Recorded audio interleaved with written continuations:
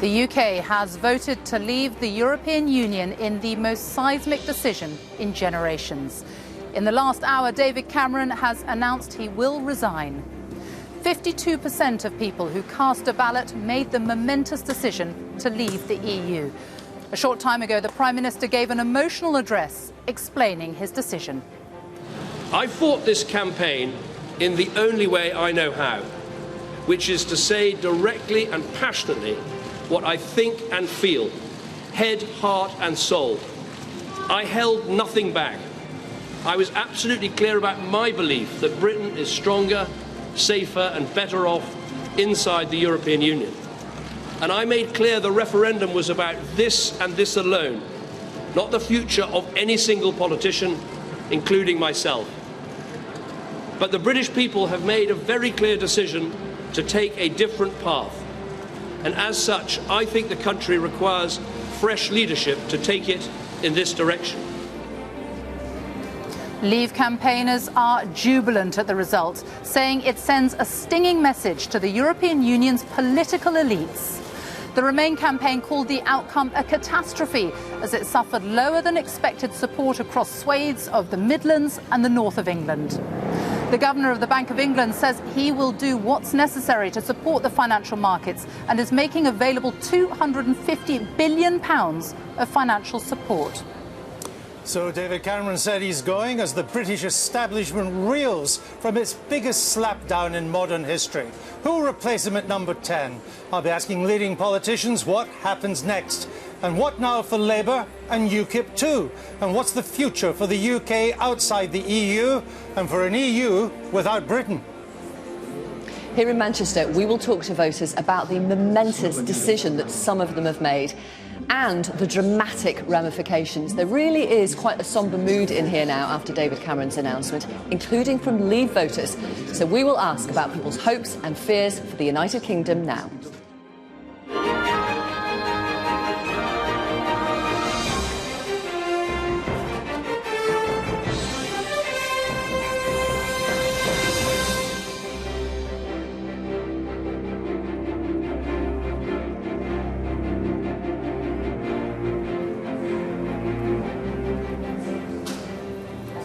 Good morning from Downing Street. After more than 40 years, Britain has voted to end its membership of the European Union.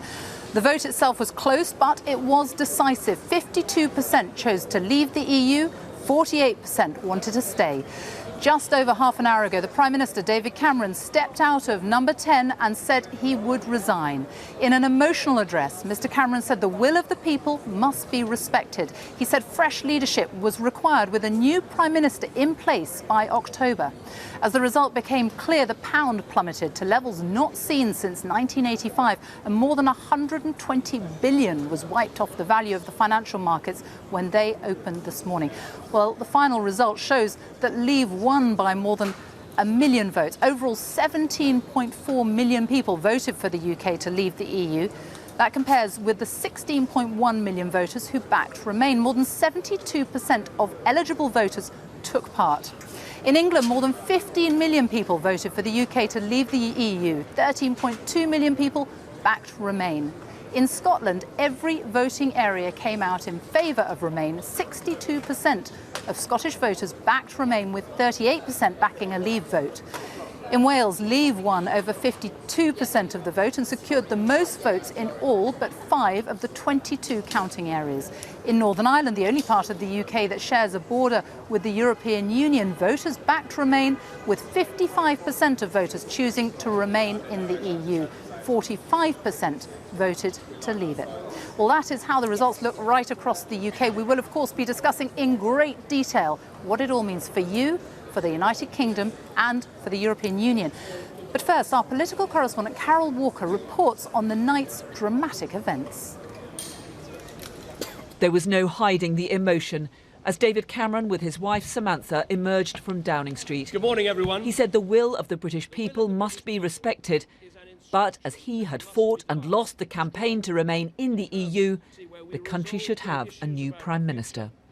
I fought this campaign in the only way I know how, which is to say directly and passionately what I think and feel, head, heart and soul. I held nothing back. I was absolutely clear about my belief that Britain is stronger, safer and better off inside the European Union. And I made clear the referendum was about this and this alone, not the future of any single politician, including myself. But the British people have made a very clear decision to take a different path. And as such, I think the country requires fresh leadership to take it in this direction. I will do everything I can as Prime Minister to steady the ship over the coming weeks and months. But I do not think it would be right for me to try to be the captain that steers our country to its next destination. This is not a decision I've taken lightly, but I do believe it's in the national interest to have a period of stability and then the new leadership required. With turmoil and uncertainty in the financial markets, the Governor of the Bank of England said it was prepared to take further action to support the British economy if necessary. The best contribution of the Bank of England, the best contribution we can make to this process, is to continue to pursue relentlessly our responsibilities for monetary and financial stability.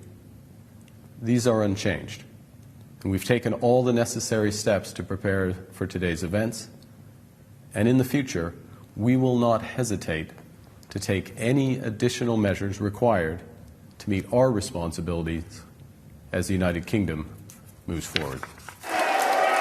From the moment the results started coming in just after midnight, there were big wins for Leave. Ladies and gentlemen, across the northeast, the Leave campaign did far better than predicted and pushed Remain into a narrow victory in Newcastle. 65,404. A much smaller win than expected. Votes cast in favour of Leave was in Basildon in Essex, there was another big win for Leave. 151.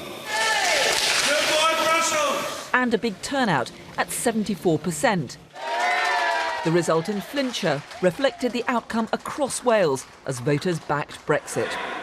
But Scotland voted by a clear majority to stay in the EU. Scotland's First Minister said it was clear that the people of Scotland see their future as part of the European Union. The results will bring fresh calls for a second referendum on Scottish independence. Northern Ireland, too, has voted to remain in the EU. Sinn Féin has said it intensifies the case for a vote on whether Northern Ireland should leave the United Kingdom. London was the only region of England to support remaining a member of the EU. It was shortly before 5 o'clock this morning that it became clear the UK had taken the historic decision to leave the European Union. Well, at 20 minutes to 5, we can now say the decision taken in 1975 by this country to join the common market has been reversed by this referendum to leave the EU. UKIP's leader, Nigel Farage, said he was thrilled that the country had decided to break free from what he called a failing, dying European Union. 17 million people have said we must leave the European Union. We now need a Brexit government. A government that gets on with the job. A government that begins the renegotiation of our trade relationship. A government that will be mindful that already many of the German car manufacturing unions have said, let's get on and do a deal. The Labour leader said he hoped the negotiations with the European Union would include efforts to protect British workers.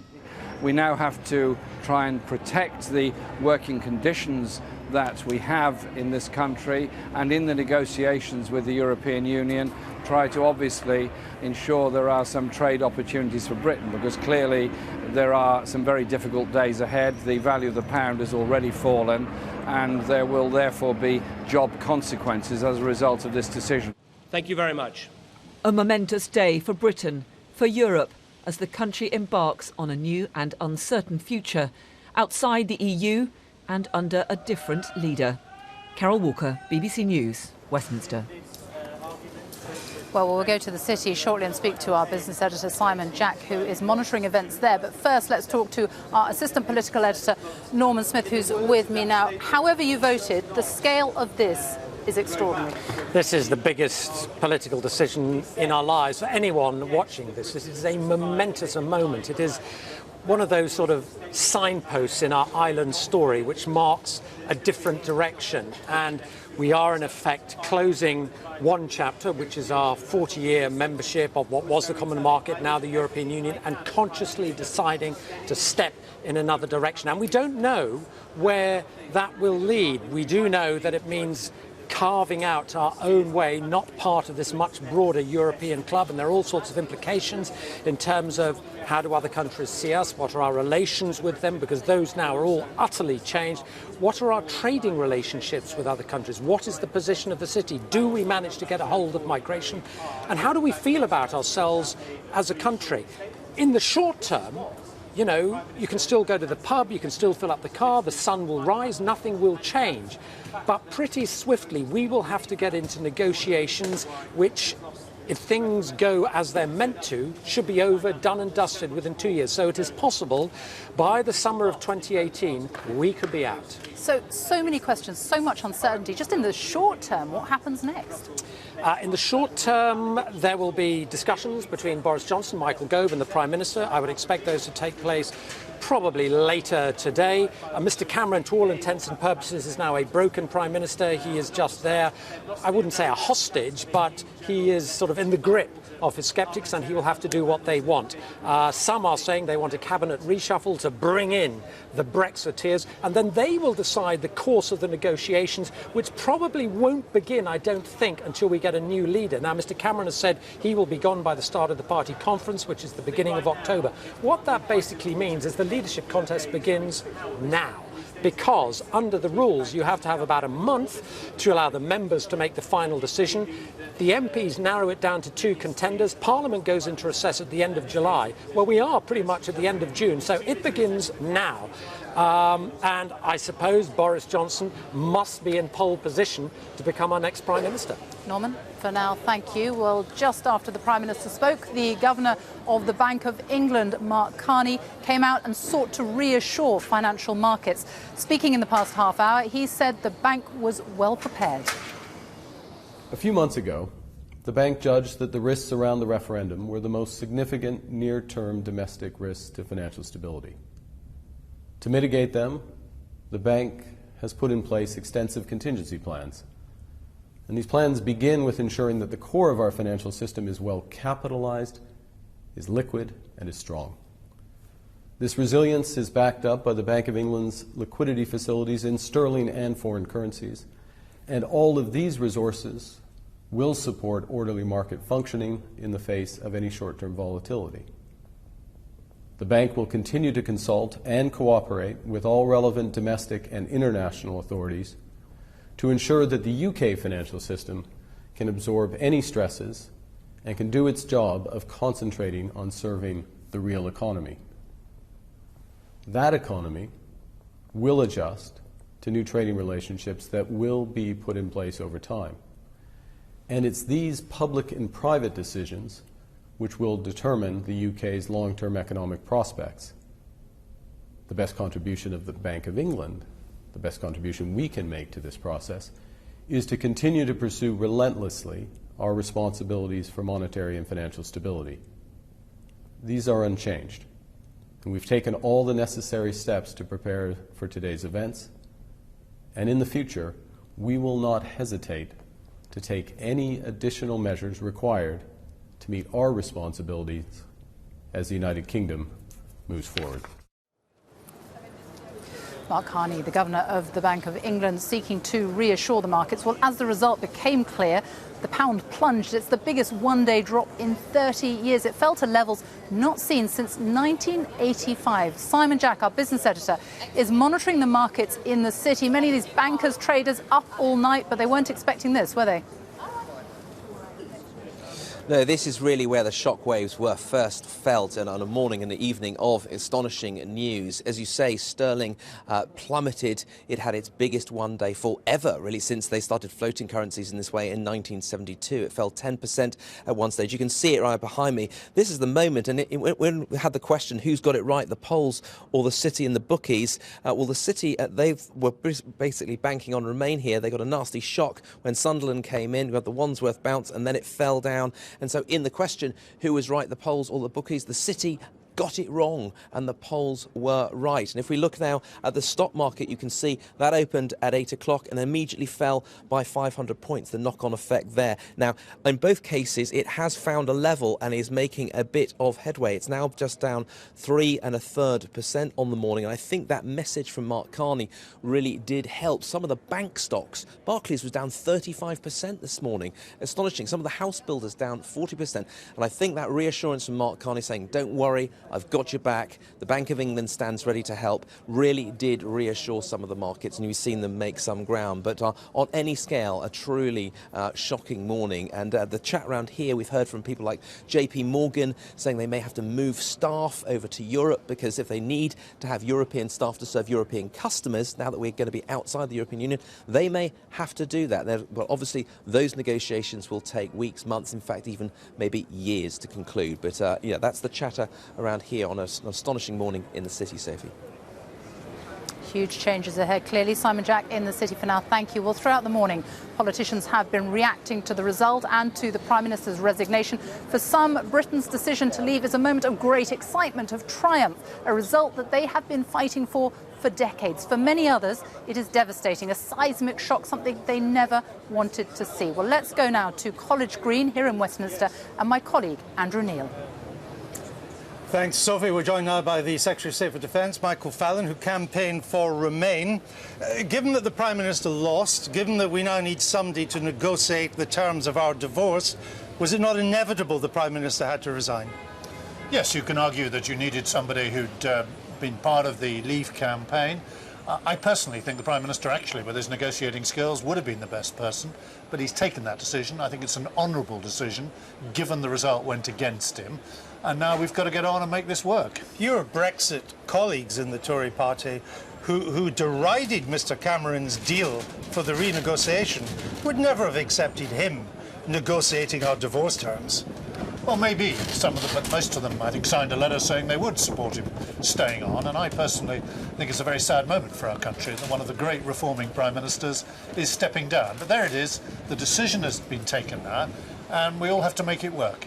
Is Boris Johnson now the man to stop as the next leader of your party and the next Prime Minister of our country? Well, he's clearly one of the men to start. I mean, he'll be one of the candidates. There'll be other candidates. Is he not the front runner? I think the great strength of the Conservative Party is you'll see a range of candidates come forward, and I think it's a bit too early to start allocating the odds. What about Michael Fallon? Was he thinking of throwing his hat into the ring? Certainly not going to be putting my hat into the ring, but what you can be assured of is there will be a number of candidates who will come forward, be selected by the parliamentary party, and then the entire membership will have a vote and decide. You're in for a leadership race this summer, aren't you? It's going to be more blue on blue.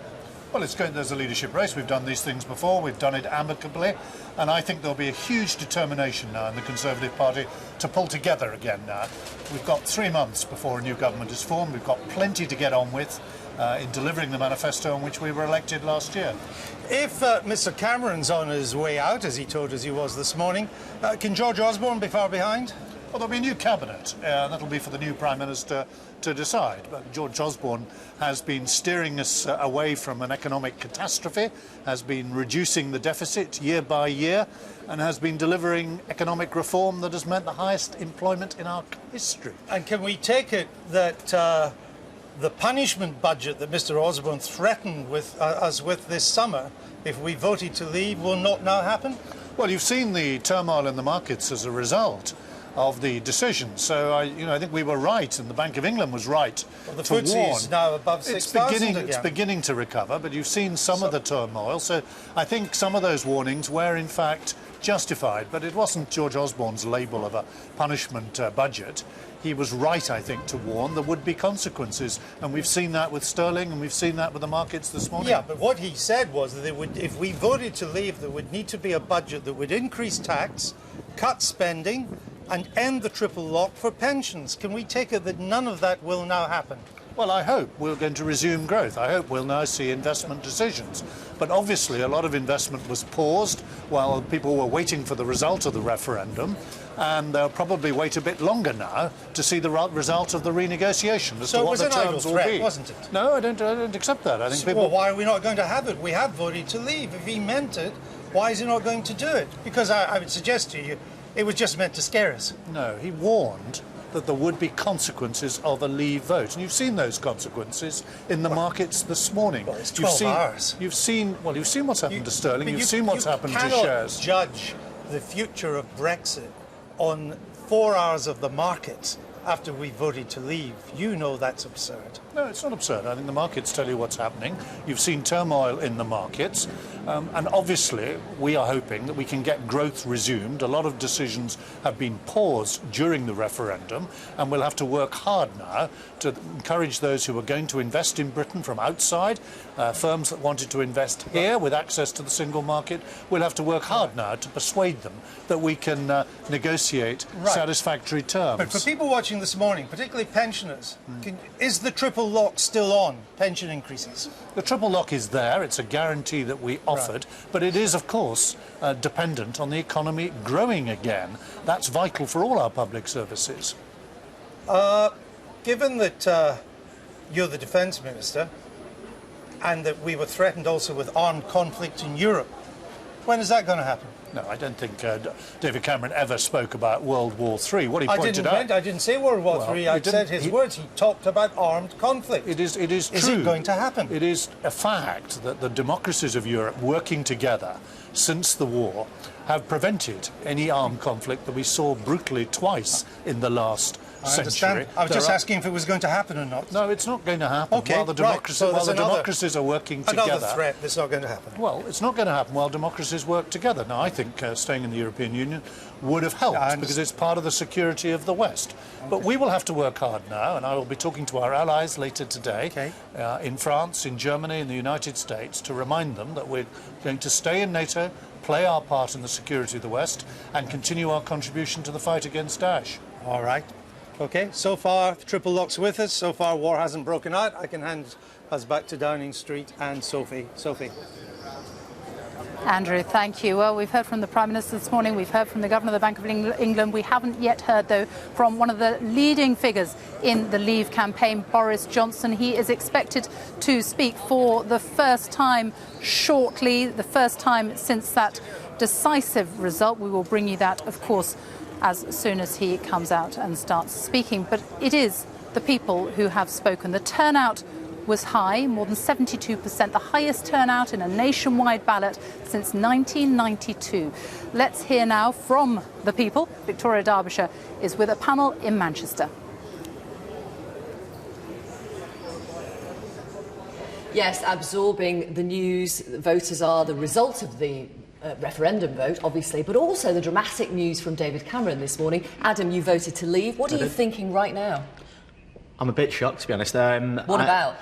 I'm shocked about both. I'm shocked that we actually have voted to leave. I didn't think that was going to happen. My vote, I didn't think was going to matter too much because I thought we were just going to remain. And the David Cameron resignation has blown me away, to be honest. I think it's been the period of uncertainty that we're going to have for the next couple of months. I think that's just been magnified now. So, yeah, quite worried. Quite worried. Jules, what about yourself? You voted to remain. I did indeed, but I would echo that as well. You know, what I'm are you most worried shocked but about? not surprised. Well, I think the country needs a captain to steer us through this, and I would have thought that David Cameron would have been the best person to do that. You know, he obviously has got good contacts in Europe. He's been in and out of Europe a lot. He's been working with these people, and now he would have been the best person to have negotiated terms with them. Okay. You know? Did Paul? You voted to leave. I did vote to leave. Yeah. When David Cameron announced his resignation, you were pretty sombre actually, and you're a Conservative voter. I am. I'm upset about that resignation. I've got to be honest with you. I do share what Jules says, and we were on opposite sides of the argument. That Mr. Cameron kept saying we're not quitters, and he's been the first quitter in this. I would have liked him just to stay on and fight for our position a lot more than what he tried initially. Okay, Joanne, you were undecided for such a long time. You eventually voted to stay. I did. How are you feeling right now? It came right down to the death for me yesterday. I was still undecided as of yesterday. I decided to go with Remain. And today? To be honest, I expected Leave to win. I expected us to leave, oddly enough, but I did decide to go with Remain. We're now in this period of uncertainty. That's going to happen now for the next weeks, months. Are you worried? It's just... No, I'm a positive person when it comes down to it. Okay. So it's a case of making the best of what we've got. All right. More from voters throughout the morning, of course. We were expecting more Remain voters here today, but they were too upset to turn up and talk about the vote, to be honest. And one actually told us they felt they were grieving. Andrew. Victoria, thank you very much. Well, let's now give you a proper breakdown of how the United Kingdom voted yesterday. Let's go to the BBC Newsroom and Christian Fraser. Sophie, thank you very much. Yes, all the results are in. Let's take a look at the final show then. We'll start with England, shall we? Over 28 million people casting a vote yesterday. This sort of turnout, 74% would be good for Remain. But you can see that, in actual fact, it was a 6-point lead for Leave. That, incidentally, is the highest turnout since 1992. Look at the huge swathe of blue in rural England and in Labour supporting areas. So in Manchester, where we have just been with Victoria, that little maroon spot of yellow there, and also Liverpool, and then you've got Leeds, Yorkshire and Harrogate here, and Newcastle, but only by the slenderest margin in Newcastle. And London, yes, we knew was probably going to go for Remain, not all of it, but most of it, and not all of the south-southeast, large parts of Kent there in blue. And I think it was in those metropolitan areas where they thought they were going to do well, Remain, in areas like Durham, in Sheffield, Coventry and Watford, that they didn't do too well at all. All of those metropolitan areas going for Leave. Let's show you the highest turnout for Leave in the country. So Boston and South Holland in Lincolnshire, Castle Point in Essex, Thurrock and Great Yarmouth, we know are big UKIP supporting areas. All of those over 70%. I can show you the top 5 Remain areas as well. No great surprise, Gibraltar over the top, overwhelmingly 96% in favour of Remain. And then the London boroughs of Lambeth, Hackney, Haringey and Foyle in Northern Ireland, which we'll look at in a second. But a very different picture in Scotland. You'll see that the map is completely yellow. Here we go. 2.7 million people casting a vote in Scotland. This, though, a much lower turnout than the UK average. Is that voter fatigue? Possibly. They've had 4 elections in under 2 years, but overwhelming the result, 62% in favour of Remain. Edinburgh, over here, 74% in Edinburgh going for Remain. We'll show you the picture as well in Northern Ireland. Of course, questions in Scotland about a second independence vote, and now questions about independence coming from Martin McGuinness in Northern Ireland, and this is why. Big stretches of yellow close to the border. Belfast, 4 voting areas in Belfast, 3 of them went for Remain, and only these parts here in Northern Ireland for Leave. 790,000 people in Northern Ireland voting, a much lower turnout than the UK average. But let me show you Wales. Dramatic picture here for Labour and Jeremy Corbyn, a big disappointment for them. Only 5 of the 22 areas in Wales going for Remain. So Cardiff, yes, but Swansea, no, and areas like Merthyr Tydfil, Newport and Caerphilly all going for Leave. And the turnout, 72%, 1.6 million people voting in Wales. And the result, the final result, similar to England by 6 points, 53% for Leave, 47% for Remain. We're churning through all those numbers. They're all there on the website. If you want to look at how your town or city voted yesterday, then do have a look at the website, bbc.co.uk/news.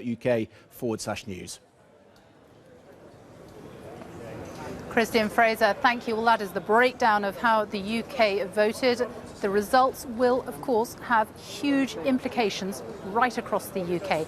Let's get reaction now from Scotland, from Wales and from Northern Ireland and find out what the consequences of the vote could prove to be. Gavin Esler is in Edinburgh, Sian Lloyd is in Cardiff and Chris Buckler is in Belfast. Gavin, let's start with you.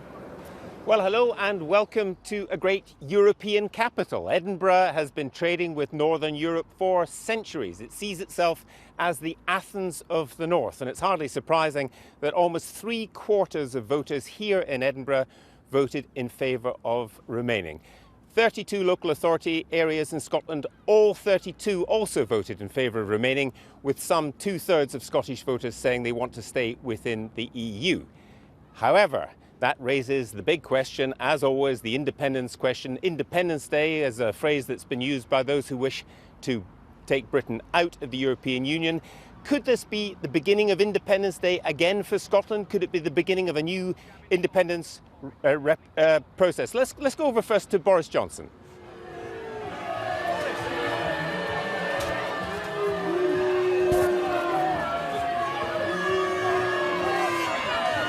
Well, these are the scenes right now.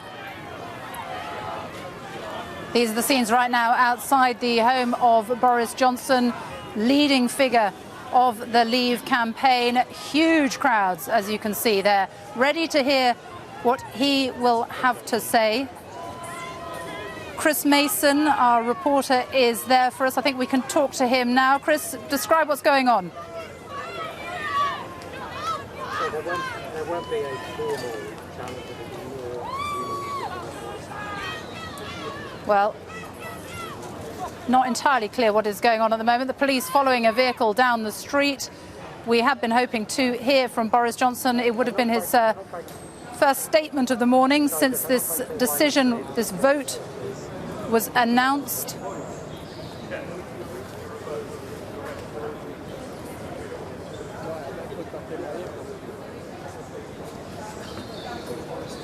Okay, well, we'll come back to Boris Johnson as soon as we can get word from him. But let's continue with our look around the United Kingdom. And we'll go now to Cardiff and to Sian. Well, Wales has voted to leave the EU. 17 of the 22 local authorities here in Wales have backed Brexit. 52.5% of Welsh voters saying they want to go, 47.5% of voters wanting to remain. And it is traditional Labour heartlands, valleys communities, Blaenau Gwent, Merthyr Tydfil, Torfaen, Caerphilly, who have strongly backed a vote to leave. More affluent Cardiff, where I am now, the Vale of Glamorgan, Monmouthshire wanted to remain, as did Ceredigion and Gwynedd. They were the only other two council areas here in Wales who did want to stay in the EU.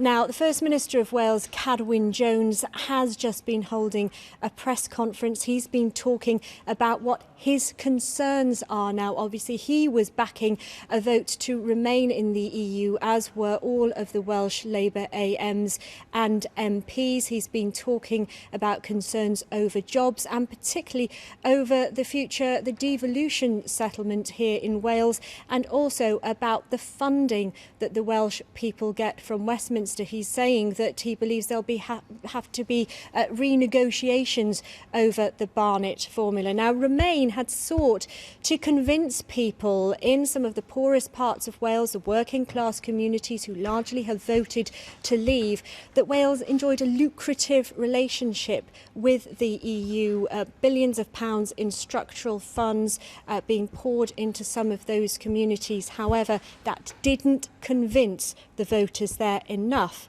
to want to stay. Sophie. Sian, here in Northern Ireland, there was a majority vote to remain, some 56% to 44%. However, whenever you take a look at the figures and start to break them down, it seems very clear that unionists who were more likely to vote for leave got their vote out, while nationalists who were more likely to vote for stay, they didn't get their vote out to the same extent. And as a result, this wider vote, and indeed the fact that that margin of success by Remain was not so big, is being treated as something of a success by the Democratic Unionist Party, the largest party at Stormont, who have been campaigning for a leave vote. They say it is a good decision, but there are all sorts of implications for Northern Ireland as part of the UK. First of all, there is the question of the border. This is, of course, the only part of the United Kingdom that has a land border with another EU country. That will now become the point where the UK meets the EU, and there are questions about what will happen there. Suggestions along the way that some kind of checkpoints might have to be introduced, or perhaps even some kind of checks between the two islands, between Britain and Ireland. Beyond that, there are also questions about the economy. There are huge amounts of trade that take place between Britain and Ireland. The Republic of Ireland itself, of course, is concerned about that. The Irish government is actually meeting this morning, and we'll hear from the Irish Prime Minister, Enda Kenny, a little later. He had campaigned for a stay vote very, very vigorously. He had been alongside David Cameron on one occasion. He had also travelled to Britain as well. And then there is the question, of course, about the whole idea of a united Ireland. Sinn Féin has said in the outcome of this vote, they would like to see a border poll, to see whether people would see a united Ireland again. The SNP may have been careful with their words in Scotland this morning. On the other hand, Sinn Féin aren't. They are saying very clearly that there should now be a poll. There are lots of questions for the United Kingdom to come. Indeed. Chris Butler in Belfast, thank you. Well, we saw a short time ago chaotic scenes outside the home of Boris Johnson in North London. We can go back there and try to make sense of it all with our correspondent Chris Mason. Explain what's been happening, Chris. Yes, good morning. We've been here outside Boris Johnson's house in Islington in North London for the past 3 or 4 hours. A gathering media scrum that you saw there in the footage as the former Mayor of London left his home about 5 minutes or so ago. What was really clear, and you can hear it and see it now, is the extent to which the challenge now will be uniting a country divided by this referendum. There was perhaps, around 100 photographers and reporters and camera crews here, all of us wanting to shout questions in the direction of Boris Johnson. We were simply drowned out by a sea of boos. And what's been quite striking as people have been commuting past Boris Johnson's house on their way to work this morning is plenty shouting fairly unbroadcastable things in the direction of the front door, behind which was the man who hopes to be our next Prime Minister and could well be within the next couple of months. What we expect now is that Boris Johnson is heading to the Vote Leave headquarters in central London. The expectation is at around about 11 o'clock, although, as you know, timings today somewhat fluid. There will be a news conference featuring him, Michael Gove, the Justice Secretary and the leading light of the Leave campaign, and Gisela Stewart, the most prominent Labour MP on the Leave campaign. She is travelling back to London this morning. So that's when we next expect to hear from Boris Johnson and actually hear him say something, as opposed to just get shouted at, which is what happened here.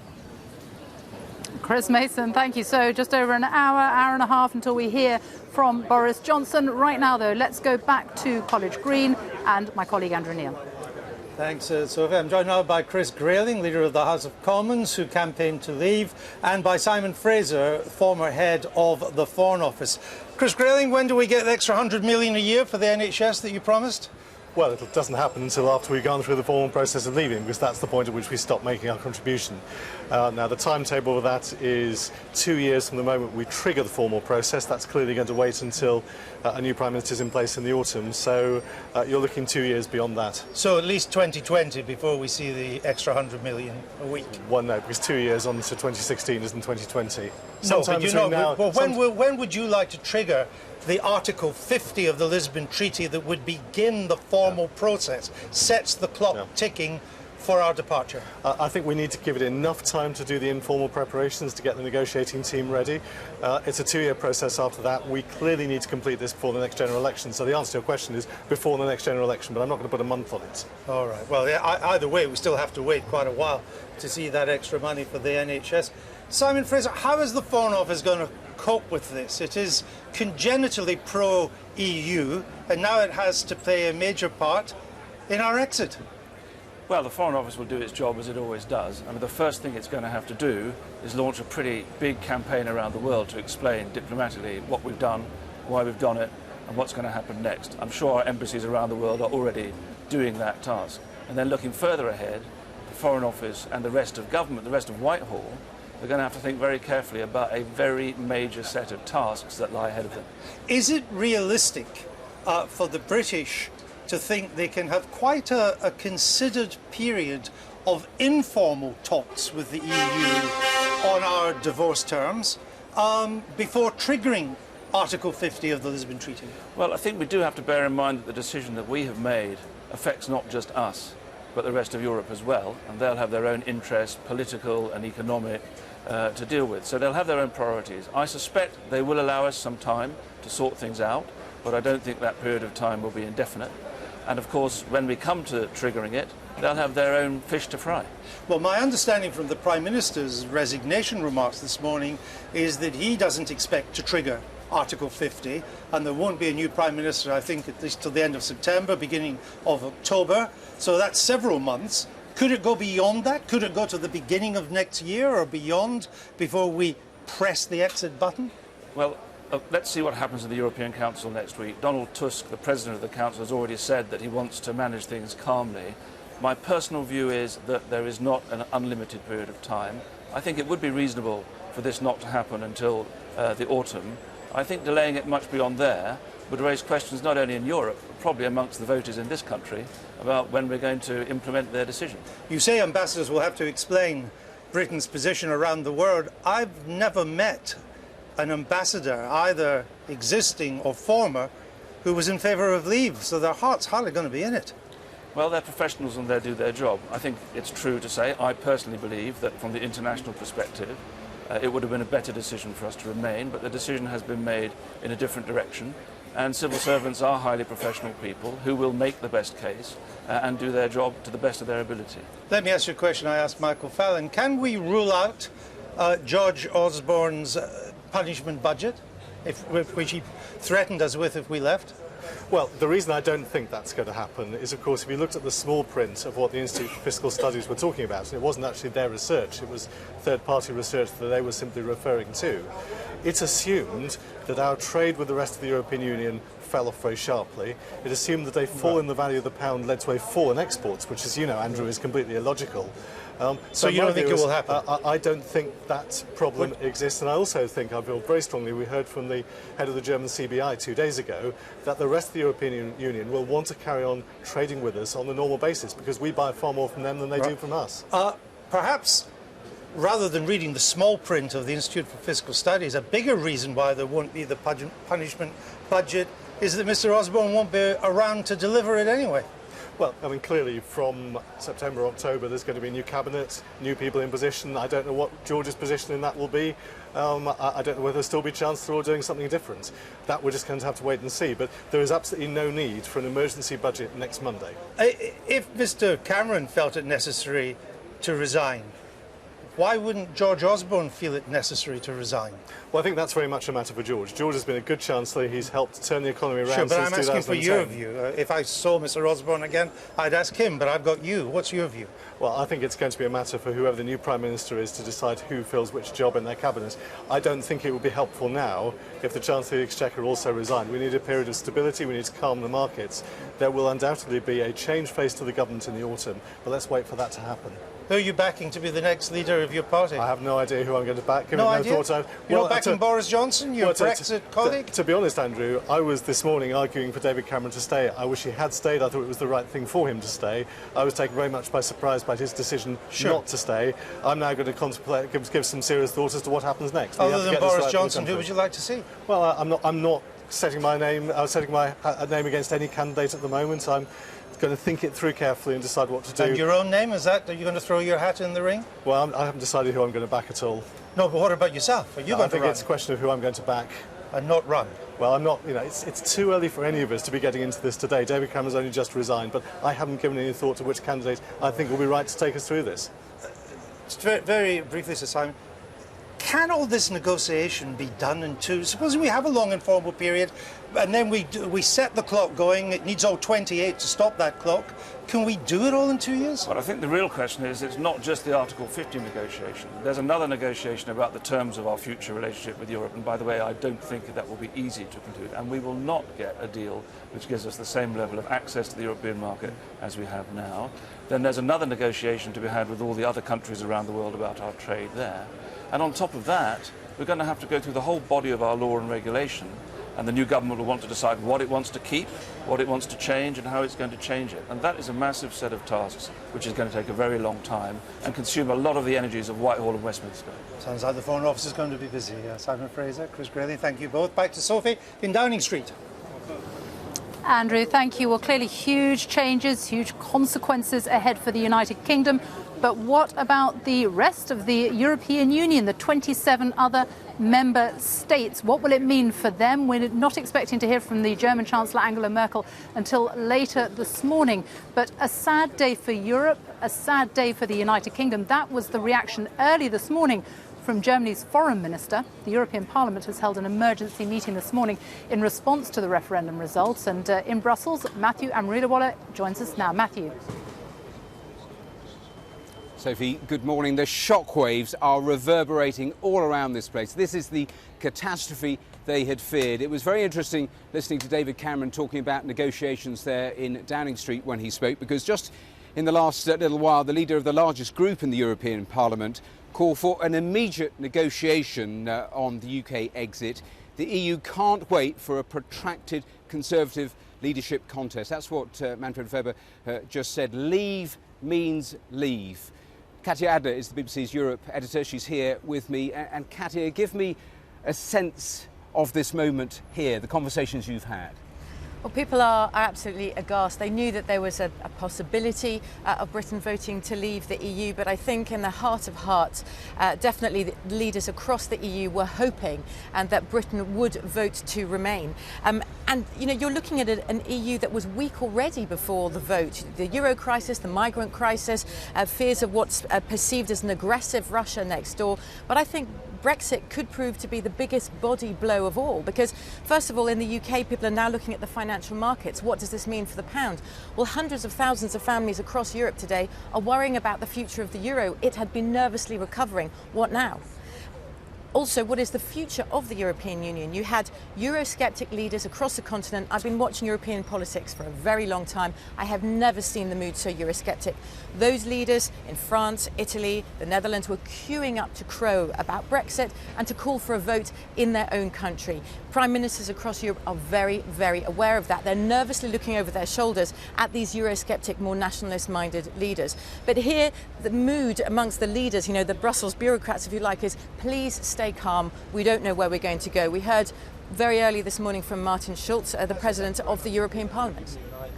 I think it will not lead to a breakup of the European Union. If we take serious one of the messages, there is an enormous gap, social gap between countries and within the society, and to fill that gap with more social justice and especially the fight for a better distribution of the wealth is what, for me, is one of the messages, especially for those voters who voted for leave because they feel uncomfortable with their individual social circumstances.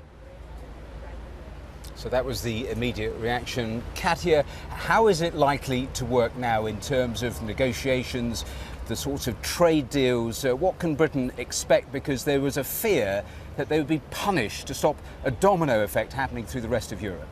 Well, there's definitely a hardening of hearts, if you like. I mean, already this morning there's been talk of how the British Commissioner from the building there, he might like to leave his job. Plenty of British civil servants walking in here this morning worrying about what their future might be. But I think this is less about vindictiveness or punishing the UK per se. But again, as we spoke, this fear of contagion of people across Europe asking for their own referendum.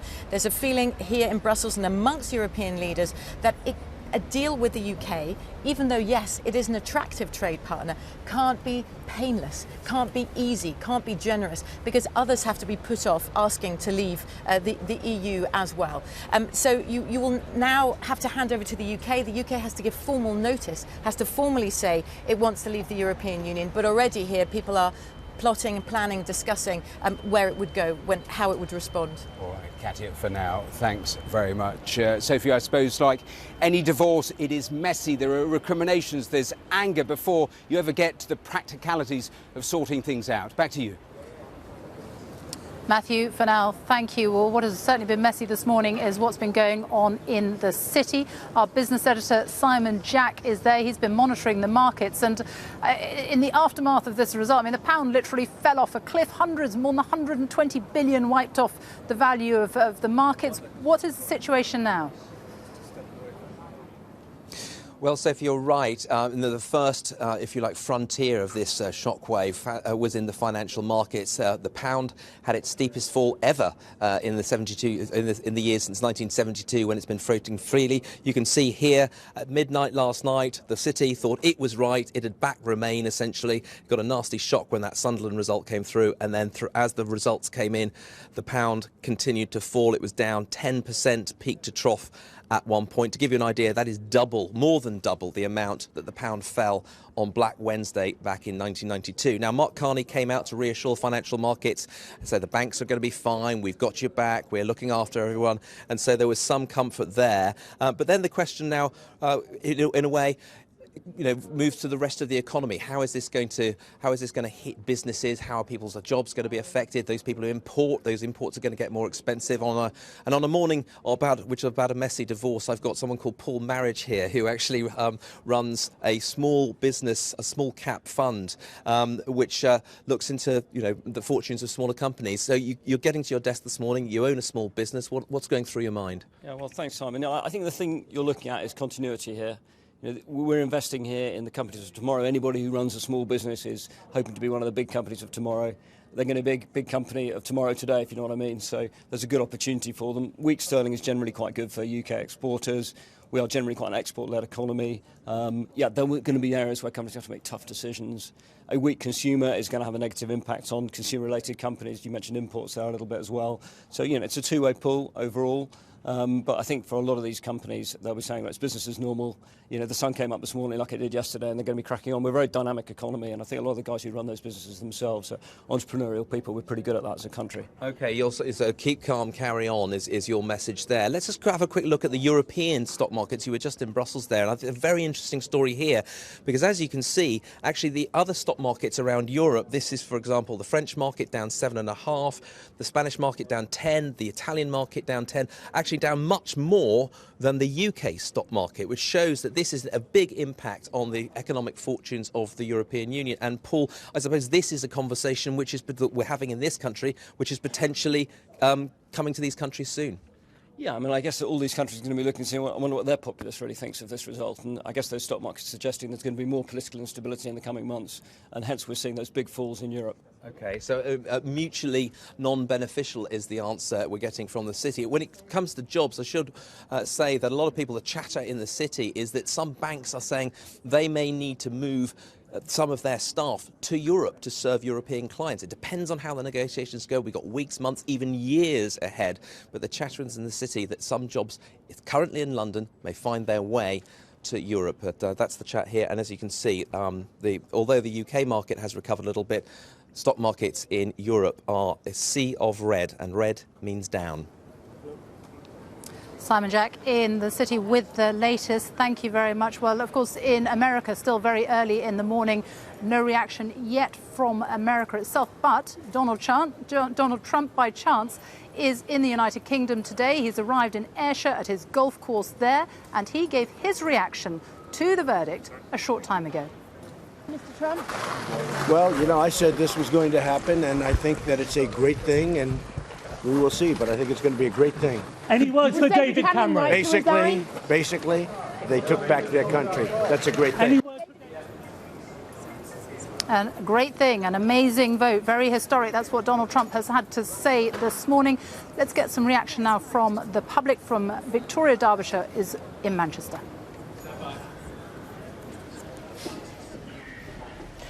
Right, Britain is out. Some of you voted to leave. What words would you use to describe how you're feeling right now? Optimistic. Disappointed. Disappointed. Optimistic, I heard? Optimistic indeed. You voted leave, did you? I voted leave indeed, and two reasons mainly for optimistic. It's mainly because we can now negotiate our own free trade agreements with the rest of the world, but mainly working hard, hard-earning Brits can get a pay rise, and I think that's a big thing. Okay. I'm quite worried, Victoria. I voted to remain. I thought it would be better for jobs, for the economy. This campaign has been so divisive. Communities are against each other, neighbours are pitted against each other. If you look at Northern Ireland, London, Scotland, they've all voted to remain substantially. And I think now we need to unite. So we've voted, we've democratically made a decision. How easy is it going to be to unite, do you think? It's going to take a long time. It's going to take a long time. It's going to take a long time. I mean, there have been things said in this campaign. There have been some horrible things said about immigration, about Muslims, and you expect people just to forget that overnight. OK, we can say we accept the result, we are leaving, but what about all the horrible things? You voted to remain. In fact, you changed your mind. You were leave, weren't you? I've always been leave, and I'm not devastated with leaving.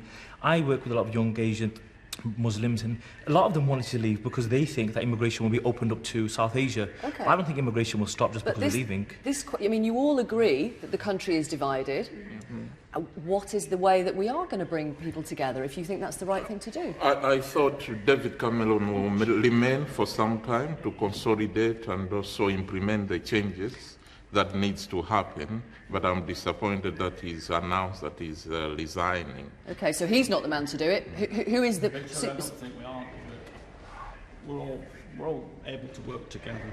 Yeah. Don't think we are divided. You don't? I don't think so. We've had elections before. We need to get on and get this job done now and work together and move forward. It was always on a knife edge. It could have gone either way. And those people that voted Remain need to accept that. I voted Remain. I accept it. I want to see the country moving forward now. And the one thing that the British public do not want is the media, the newspapers, using words like catastrophe, disaster. We need to be moving forward. Muster, the great British stiff upper lip and get on with it now. That's what we need to do. I want to bring Suzanne in. Tom, if you want to hand the microphone over. Suzanne, you voted... I voted to leave. Yep. And how are you feeling right now? I'm feeling excited about the decision. I'm actually quite surprised that it went that way. Are you? I didn't That's what Adam said earlier. He voted leave. He didn't expect there to be a vote to leave. I didn't expect it, so that was a real surprise. I'm quite shocked that David Cameron is going to step down. I'm not the biggest Conservative supporter, but I think he's done a reasonable job with the economy at the moment. So I think as long as there's some stability that comes in, and I think the important thing at the moment is that they really bring in the people who wanted to remain. I think when they start talking about the leaving process itself, okay, so who is the right? Who do we think is the right person? Who do you think is the right person to lead Britain out of the EU? I think a Labour government. Okay. What do you say, Paul? I think there needs to be a cross-party plan put together from both sides, but far more people from the industrial world to come in and assist the government in making the decisions. How realistic? But a period of reflection as well now. A period of reflection, but how realistic do we think Paul's desire is that there will be a cross-party group of politicians? It's going to be blue on blue attacks until October. We need to come together, we need to join together, we need to work together so Great Britain can be greater still, because this is tumultuous times in the economy. We've seen how the shares have gone. I'm looking for names. Who is Theresa the right... May. Theresa May? Yeah, I think she's conducted herself very well during the campaign. I know she obviously sided with the government, which, any good frontbencher will do. However, I think she's sensible. I think she could do a good job. Stuart, do you agree? Not necessarily. I think the danger is whoever comes in, the problem is we get into this period where no decisions are made because everybody will sit on the fence till there is a change in the Conservative government, or whether that is a snap election, I don't know. There's one person who put himself in a win-win position, and that's Boris Johnson. And he'll do it. I believe George Osborne will do it because he's got knowledge of the economy. That's what I think. I think that Theresa May has put herself in a perfect position because she stayed relatively out of the debate, and she's rose above it to kind of take sort of a statesman-style approach. But she's a Remainer. You're saying she'd be the right person to lead Britain out of the EU? I think she'd be quite good to lead a sort of coalition of groups. Yeah, I think that's the thing you need to bring in. Sorry, you need to bring in the people who are on the Leave side and the Remain side. You need a combination of them in order to make those decisions, because that's how you'll bring the people who wanted to remain into the process. Oh, well, that's interesting, yeah. Andrea Ledden. I think it's got to be someone who passionately believes in Brexit, because that's where the country's voted for, so it's got to be someone who believes in it and drive us forward. I'm going to pause you there. There's plenty more time later, but thank you for the moment. More from Manchester throughout the morning. The UK has voted to leave the European Union in the most seismic decision in generations. The Prime Minister, David Cameron, has announced that he will step down by October.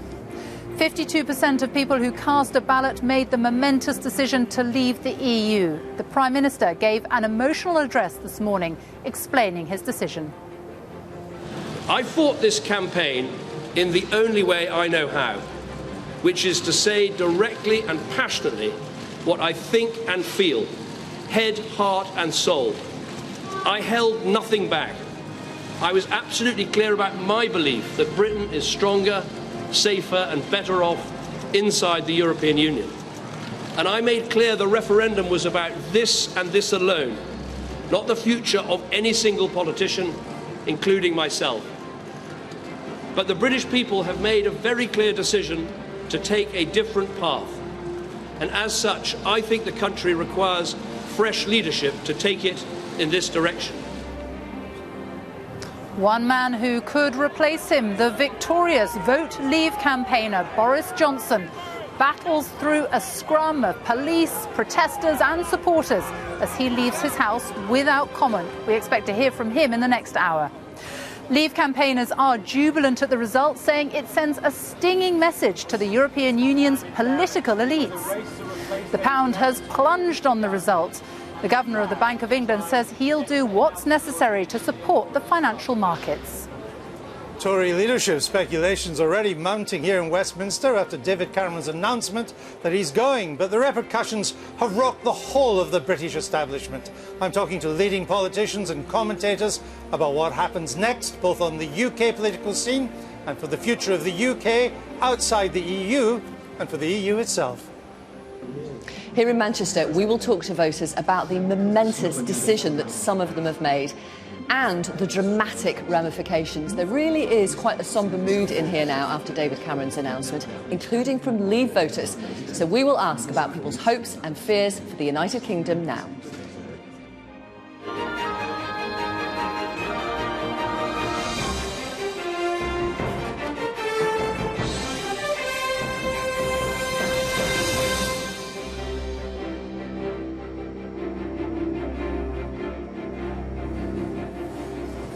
Good morning from Downing Street. After more than 40 years, Britain has voted to end its membership of the European Union. The vote was decisive. 52% chose to leave the EU and 48% wanted to stay. David Cameron has announced that he is to step down as Prime Minister. Mr. Cameron, who argued strongly for the Remain campaign, said the will of the people must be respected and fresh leadership was required with a new Prime Minister by October. As the result became clear, more than £120 billion was wiped off the value of the financial markets when they opened this morning, and the pound plunged. Well, the final result shows that Leave secured its victory by a margin of more than 1 million votes. In total, 17.4 million people voted for the UK to leave the EU. That compares with the 16.1 million voters who backed Remain. More than 72% of eligible voters took part. In England, more than 15 million people voted for the UK to leave the EU. 13.2 million people backed Remain. In Scotland, every voting area came out in favour of Remain. 62% of Scottish voters backed Remain, with 38% backing a Leave vote. In Wales, Leave won over 52% of the vote and secured the most votes in all but 5 of the 22 counting areas. In Northern Ireland, the only part of the UK that shares a border with the EU, voters backed Remain, with 55% of voters choosing to remain in the EU and 45% voting to leave it. Well, that is how the results across the United Kingdom look this morning. We will be discussing throughout the morning in great detail what it all means for you, what it means for the United Kingdom, and also for the rest of the European Union. But first, our political correspondent Carol Walker has this report on the dramatic events so far.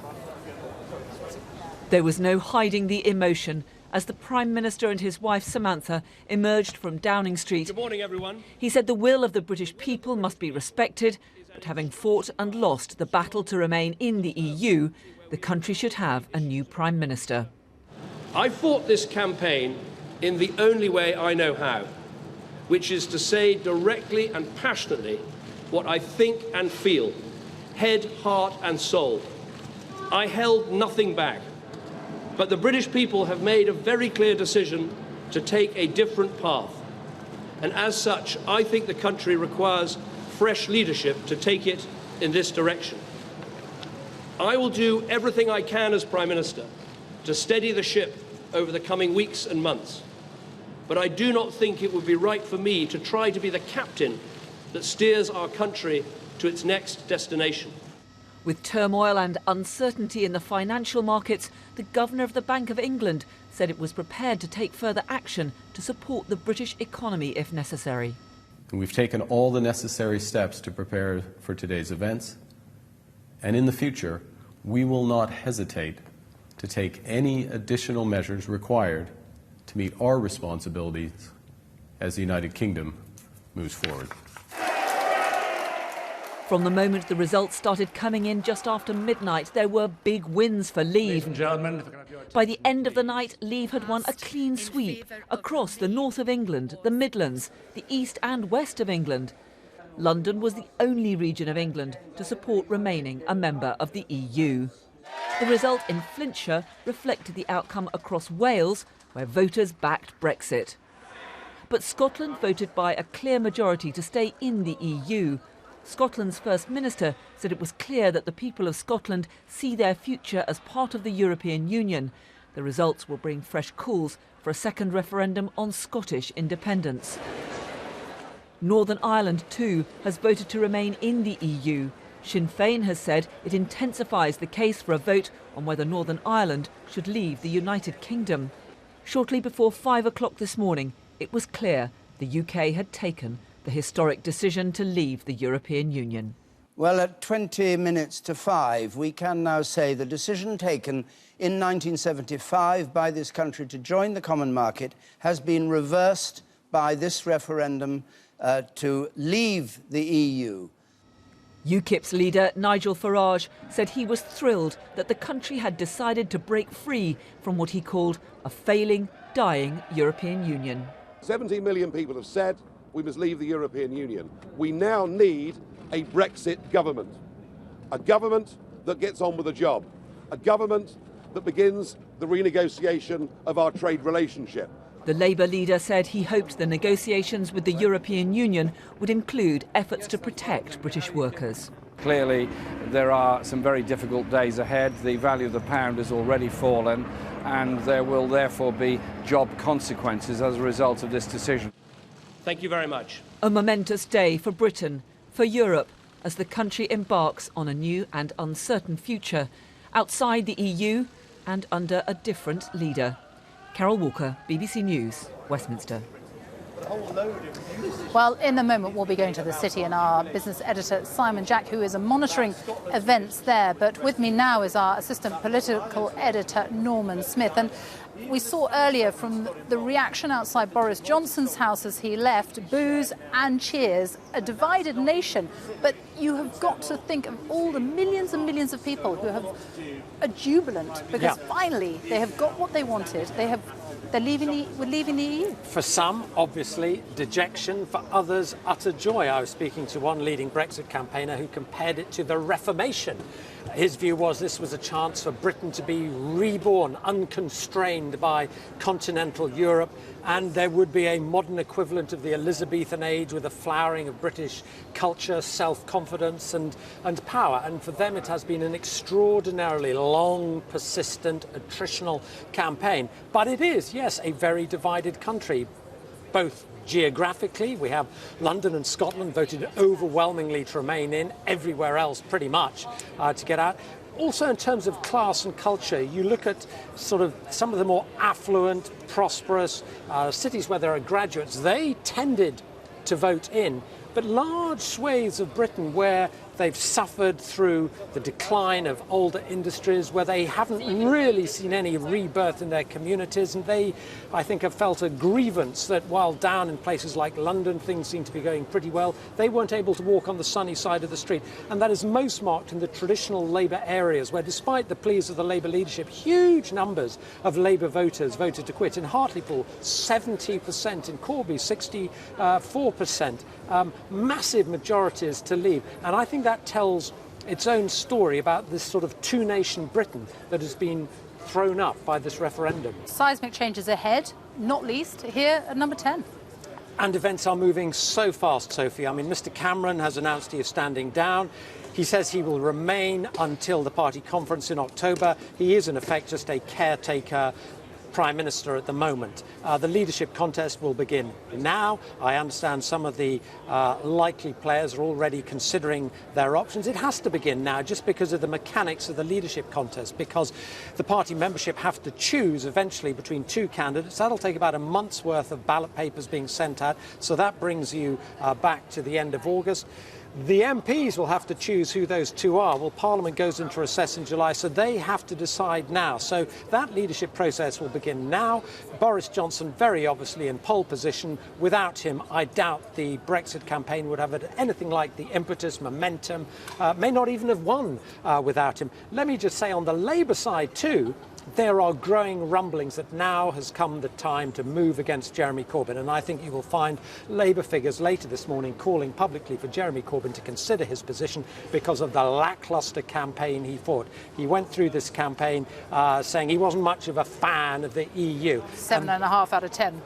They blame him for failing to galvanise the Labour vote. So, you know, we could end up with a situation where David Cameron is gone, where Jeremy Corbyn is gone. You could almost end up with a reshaping of politics at Westminster. And in the back of all that, who knows, we may even have a general election sooner rather than later. All change. All change. Who knows? Indeed. Norman Smith, thank you. Well, as the result became clear in the early hours of this morning, the pound plunged. It literally fell off the cliff. Let's go to the city now, to our business editor, Simon Jack, who is there. Mark Carney, the Governor of the Bank of England, has been seeking to reassure markets. What is the situation there now? Because this was not what they were expecting, Simon, was it? No, there was a nagging question, Sophie, going into this referendum. Who was right? Was it the bookies and the city, or was it the polls? Because the polls had this on a knife edge, and yet the city was making bets that Remain was in the bag. If you look at this chart, this is where the pound was. It was worth $1.50, its highest of 2016. And because it was a shock, it got an almighty reckoning in the small hours of the morning, falling 10% peak to trough. Now, to give you some idea, that is more than double the amount the pound fell on Black Wednesday back in 1992. So they were looking for some reassurance. Out comes Mark Carney. He says, don't worry, everyone, I've got your back. The Bank of England stands ready to put in £250 billion of extra liquidity into the system. And that seemed to work. And as you can see, it's been making some headway here. It went on the effect was translated into the stock market, which fell 500 points when we opened. And not only that, it's not just here in the UK, but it's around Europe. Let me show you what the European stock markets are doing. You can see here in Spain, down 10%. In Italy, down 10% as well. In fact, down twice as much as the FTSE here in the UK. So you're seeing that a lot of investors are saying this could be as bad, if not worse, for some of the European economies. Other business leaders have come out and saying, look, we respect the opinion of the British people, but people like JP Morgan here in the city saying, look, we might have to move some people. If we have to be near our European clients and be inside the European Union to do that, we may have to move people around. So a lot of nervousness. We had a lot of shock this morning, and now some questions being asked about the future. Now, bear in mind, no one's going to lose their job today. We've got months, days, weeks, even years to negotiate the finer points of how exactly we're going to deal with the rest of the world. But the shockwaves are being felt here in the city, and the reverberations will begin to trickle through to the real economy. In what ways, it's just too early to say. Simon Jack, our business editor in the city for now. Thank you. Well, politicians, of course, are continuing to react this morning to the referendum result and to the resignation of David Cameron, who says he will be stepping down by October. For some, Britain's exit from the EU is something they have been campaigning for their whole political lives. For others, it's something they never wanted to see, and this morning's news has come as a profound shock. The UKIP leader Nigel Farage said the referendum was won because of large numbers of Labour supporters who voted against the party leadership, who were campaigning for a Remain vote. Well, let's go now to College Green here in Westminster, and Andrew Neil. Andrew. Thanks, Sophie. I'm joined here by John Mann MP, one of a small number of Labour MPs who campaigned to leave, and by Douglas Carswell, UKIP's only MP. Welcome to you both. John Mann, the Prime Minister's now fallen on his sword. Should Jeremy Corbyn follow his example? No, I think no, not in the short term. Jeremy should be talking to Labour voters, but also coming up with an agenda of what should happen, because it's Labour voters who won this referendum, and that creates a mandate for the new Tory leader, and that mandate is not to renege on any of the workers' rights issues, the paid holidays, the maternity pay, the working hours, but also one of the quick wins can be to reverse the privatisation of the NHS, which EU procurement rules has allowed in my area. That's what Jeremy ought to be on the front foot from now on demanding. It's certainly what I'm demanding of whoever the new Tory leader is, and there is a mandate there from this extraordinary referendum for that. I'm told that there's a letter signed by 55 Labour MPs calling for Mr Corbyn to go. It's going to be delivered next week. Have you seen that? Have you signed it? I haven't seen it.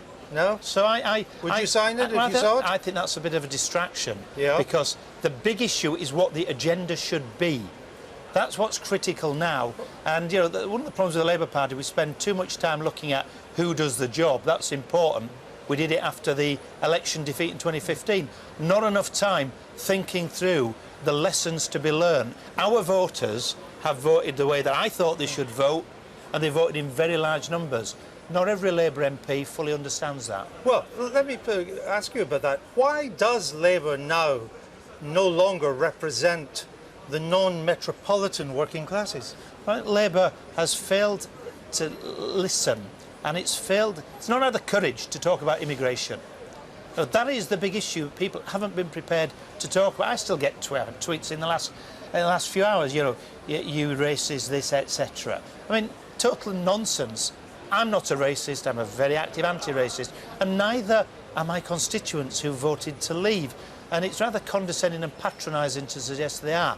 Labour needs to get its head round the immigration argument. Can that happen with Mr Corbyn? He said explicitly that he doesn't think there should be any upper limit on immigration. Well, that's why Mr Corbyn needs to spend a good amount of time with my Labour voters and others in the north of England, understanding their aspirations, their views, their perspective. Douglas Carswell, what happens now to UKIP? Haven't you lost your reason for existing? Well, I think that so much of politics, as this referendum has shown, is a cartel. Many people who voted will feel that the party they normally vote for is led by people who have more in common with one another here in Westminster than they do with those they're supposed to represent. We need change to break that cartel. I'm hoping that UKIP can be the change. But, you know, if you want to be the change, you've got to be optimistic, forward-looking. You can't do nativism. But you've won the referendum. We have voted to leave, which was the primary purpose of UKIP.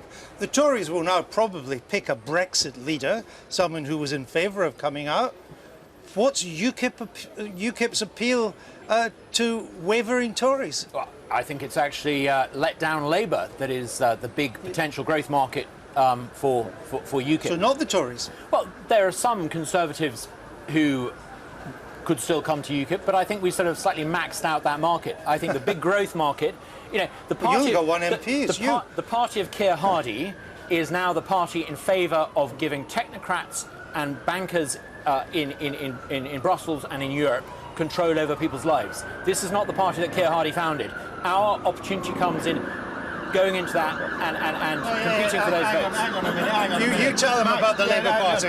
You know, my family was part of founding the Labour Party as engineering workers, and has been it all the way through. And you know, the Heartland voters are Labour voters, and you know, frankly, splitting and dividing and letting the Tory elite continue ruling does nothing for them. But do you take the point that the Tories... We need to use the term reconnect with those voters, but that means actually changing some of our policies to meet their aspirations, and that's what we've not done sufficiently. If you don't, is UKIP now more of a threat to Labour in the north than to the Tories in the south? The next election, the threat to us is the Tory party. Never underestimate the Tory party recreating itself for power, and this gives us an opportunity. This mandate for change is a mandate against privatisation, and it is a mandate for pay, for conditions, for workers' rights. Can I make a suggestion that the party that I think is going to be most successful in appealing to this new disaffected electorate is going to be the party that actually practices a bit of open source democracy itself. Instead of a small elite in Westminster choosing the candidates, let's use open primaries to do it. Instead of a small elite deciding policy, let's let members decide it.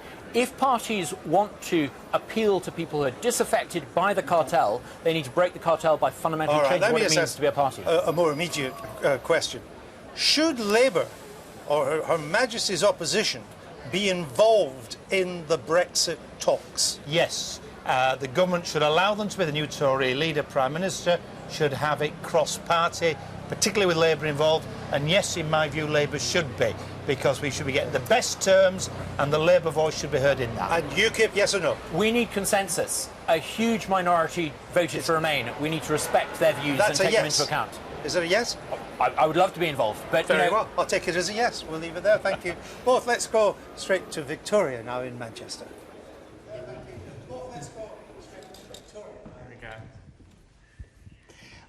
Thank you, Andrew. We have got Anna here with 6-month-old Erin. Anna, your little girl is going to grow up in an independent Great Britain. What do you think of that? I felt absolutely devastated this morning. Did you? Knowing that my daughter's going to be growing up in a very inward-looking country, one that I'm quite scared about living in at the moment because it feels like there's so much hate being bred by the media and by certain political parties. And I just want Erin to have the ability to sort of learn about other cultures and be part of a Europe that I see as a really positive thing for her and for other children in this country. But leaving the European Union doesn't mean she won't be able to do that, to look outward towards Europe, to look to the rest of the world. I think it's the political climate and the attitude of others, though, that will influence her and other children, which I'm worried about. All right. And we've got Francesca here, 24-year-old Francesca, also from Manchester, like Anna and Erin. You voted to remain. Yeah. What are you thinking right now? I didn't think I would be here.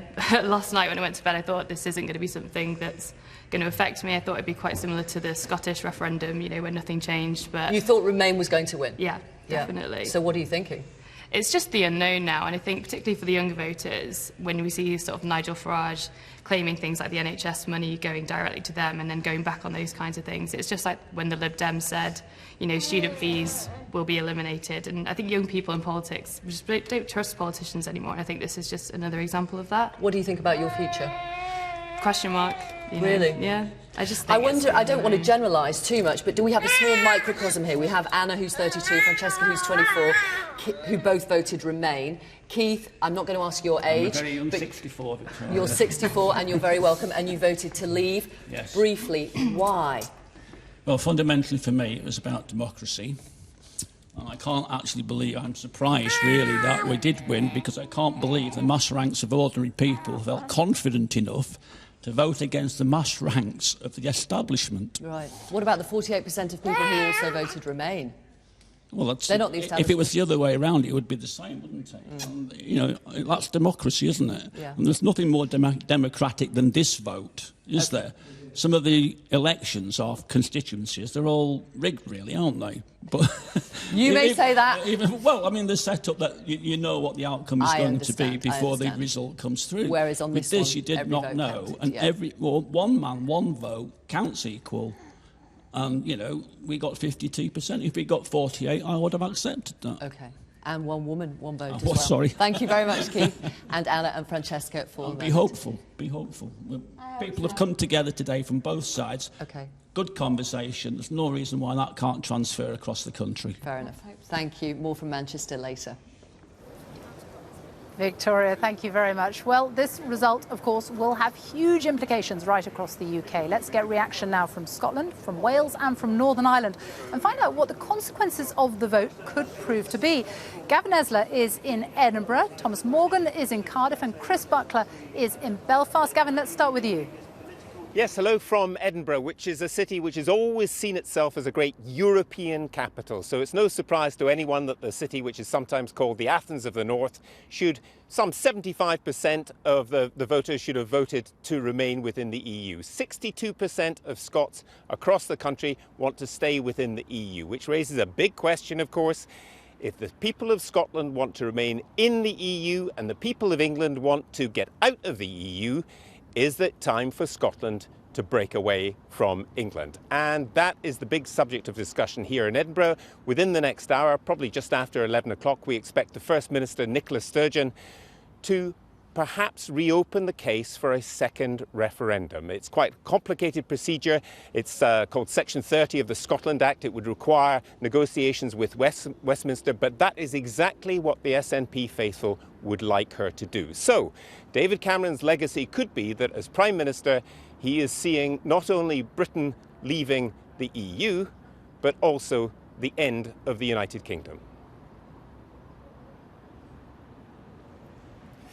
And in Wales, 17 of the 22 local authorities here voted out. And I think it's fair to say that the Remain camp weren't expecting such a strong showing for a Brexit here. It was 52.5%, a 5% gap between them and the Remain campaign. Now, the turnout in Wales was 72%. That is significantly higher than the Welsh Assembly elections last month, where there was only 45% that turned out to vote back then.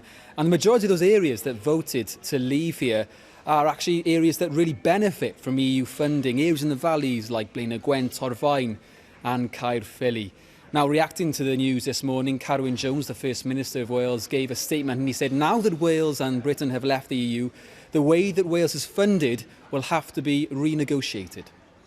If Wales is a net beneficiary from the EU to the tune of hundreds of millions of pounds, there is now an overwhelming case for a major and immediate revision of the Barnett formula, taking into account needs arising from EU withdrawal. And I will be making the call both today and in the days to come for the promise that was made to Wales that Wales would not lose a penny as a result of the result last night.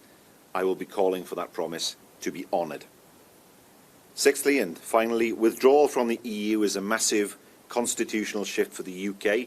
It has equally far-ranging implications for the devolution settlement. The relationship between devolved administrations and the UK government must now be placed onto an entirely different footing. Carwyn Jones, the First Minister of Wales. Now, some have said that the Remain camp here in Wales were too slow to react after last month's Welsh Assembly when 7 UKIP members were elected here in the Senedd in Cardiff Bay. The Labour vote was down by 7%, and as I say, some have said that they were just too slow and didn't realise that there was such a strong vote for a Brexit here. Neil Hamilton, the leader for UKIP in Wales, has been said he's delighted, if not slightly surprised, with today's result. Well, here in Northern Ireland, there was a vote to remain. However, truthfully, when you look at the figures, 56% for Remain and 44% for Leave, I think some Remain campaigners will be disappointed that they didn't get more of their vote out. And when you take a look at the figures and break them down constituency to constituency, what it does seem to show is that nationalists did not get engaged and they were far more likely to vote Remain. On the other hand, unionists did get their vote out and they were more likely to vote for Leave. In fact, the Democratic Unionist Party were one of the most vocal of the Leave campaigners, the biggest party, of course, at Stormont.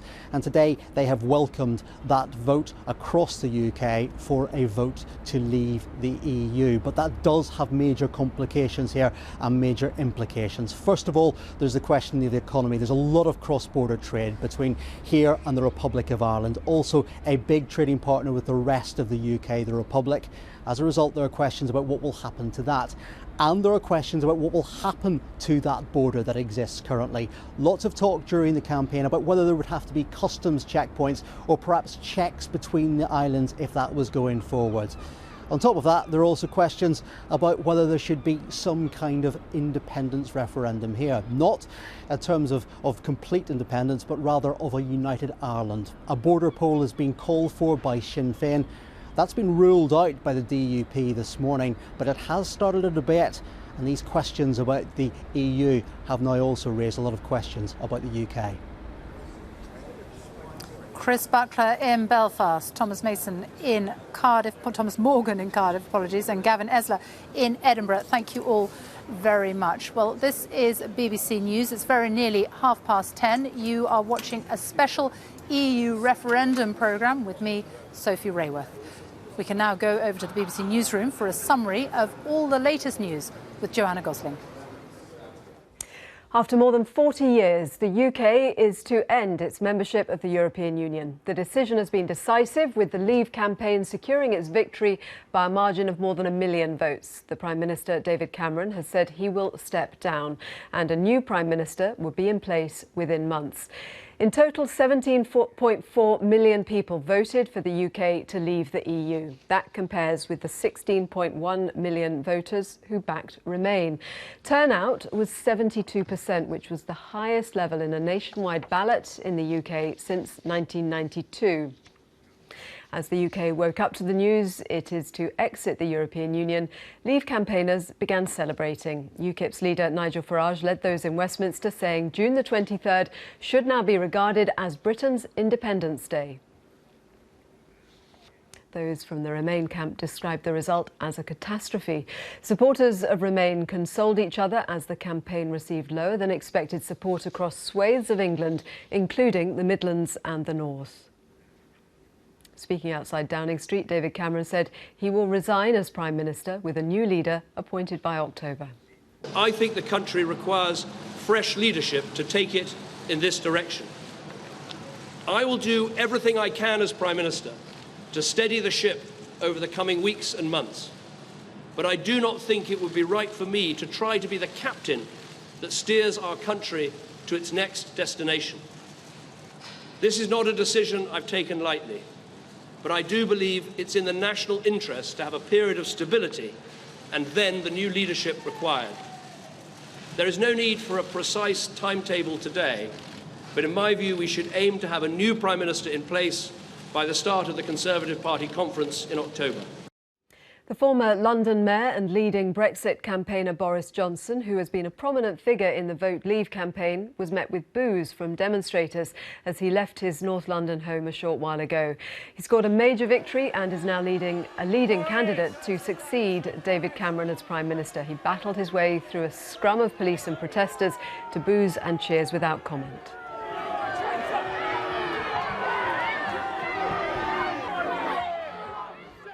The results have upset the world's financial markets. The pound plunged. It's the biggest one-day drop in 30 years. It fell to levels not seen since 1985.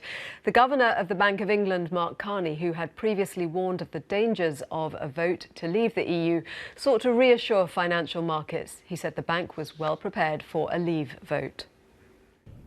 We've taken all the necessary steps to prepare for today's events, and in the future, we will not hesitate to take any additional measures required to meet our responsibilities as the United Kingdom moves forward. Well, let's go back now to Sophie Roworth in Downing Street. Sophie. Joanna, thank you very much. So, big questions about what this decision will now mean for the United Kingdom. Big questions, too, about what it will mean for the future of the European Union and for its 27 other member states. The European Parliament has held an emergency meeting this morning in response to the referendum result. Matthew Amroliwala is in Brussels for us now. Matthew.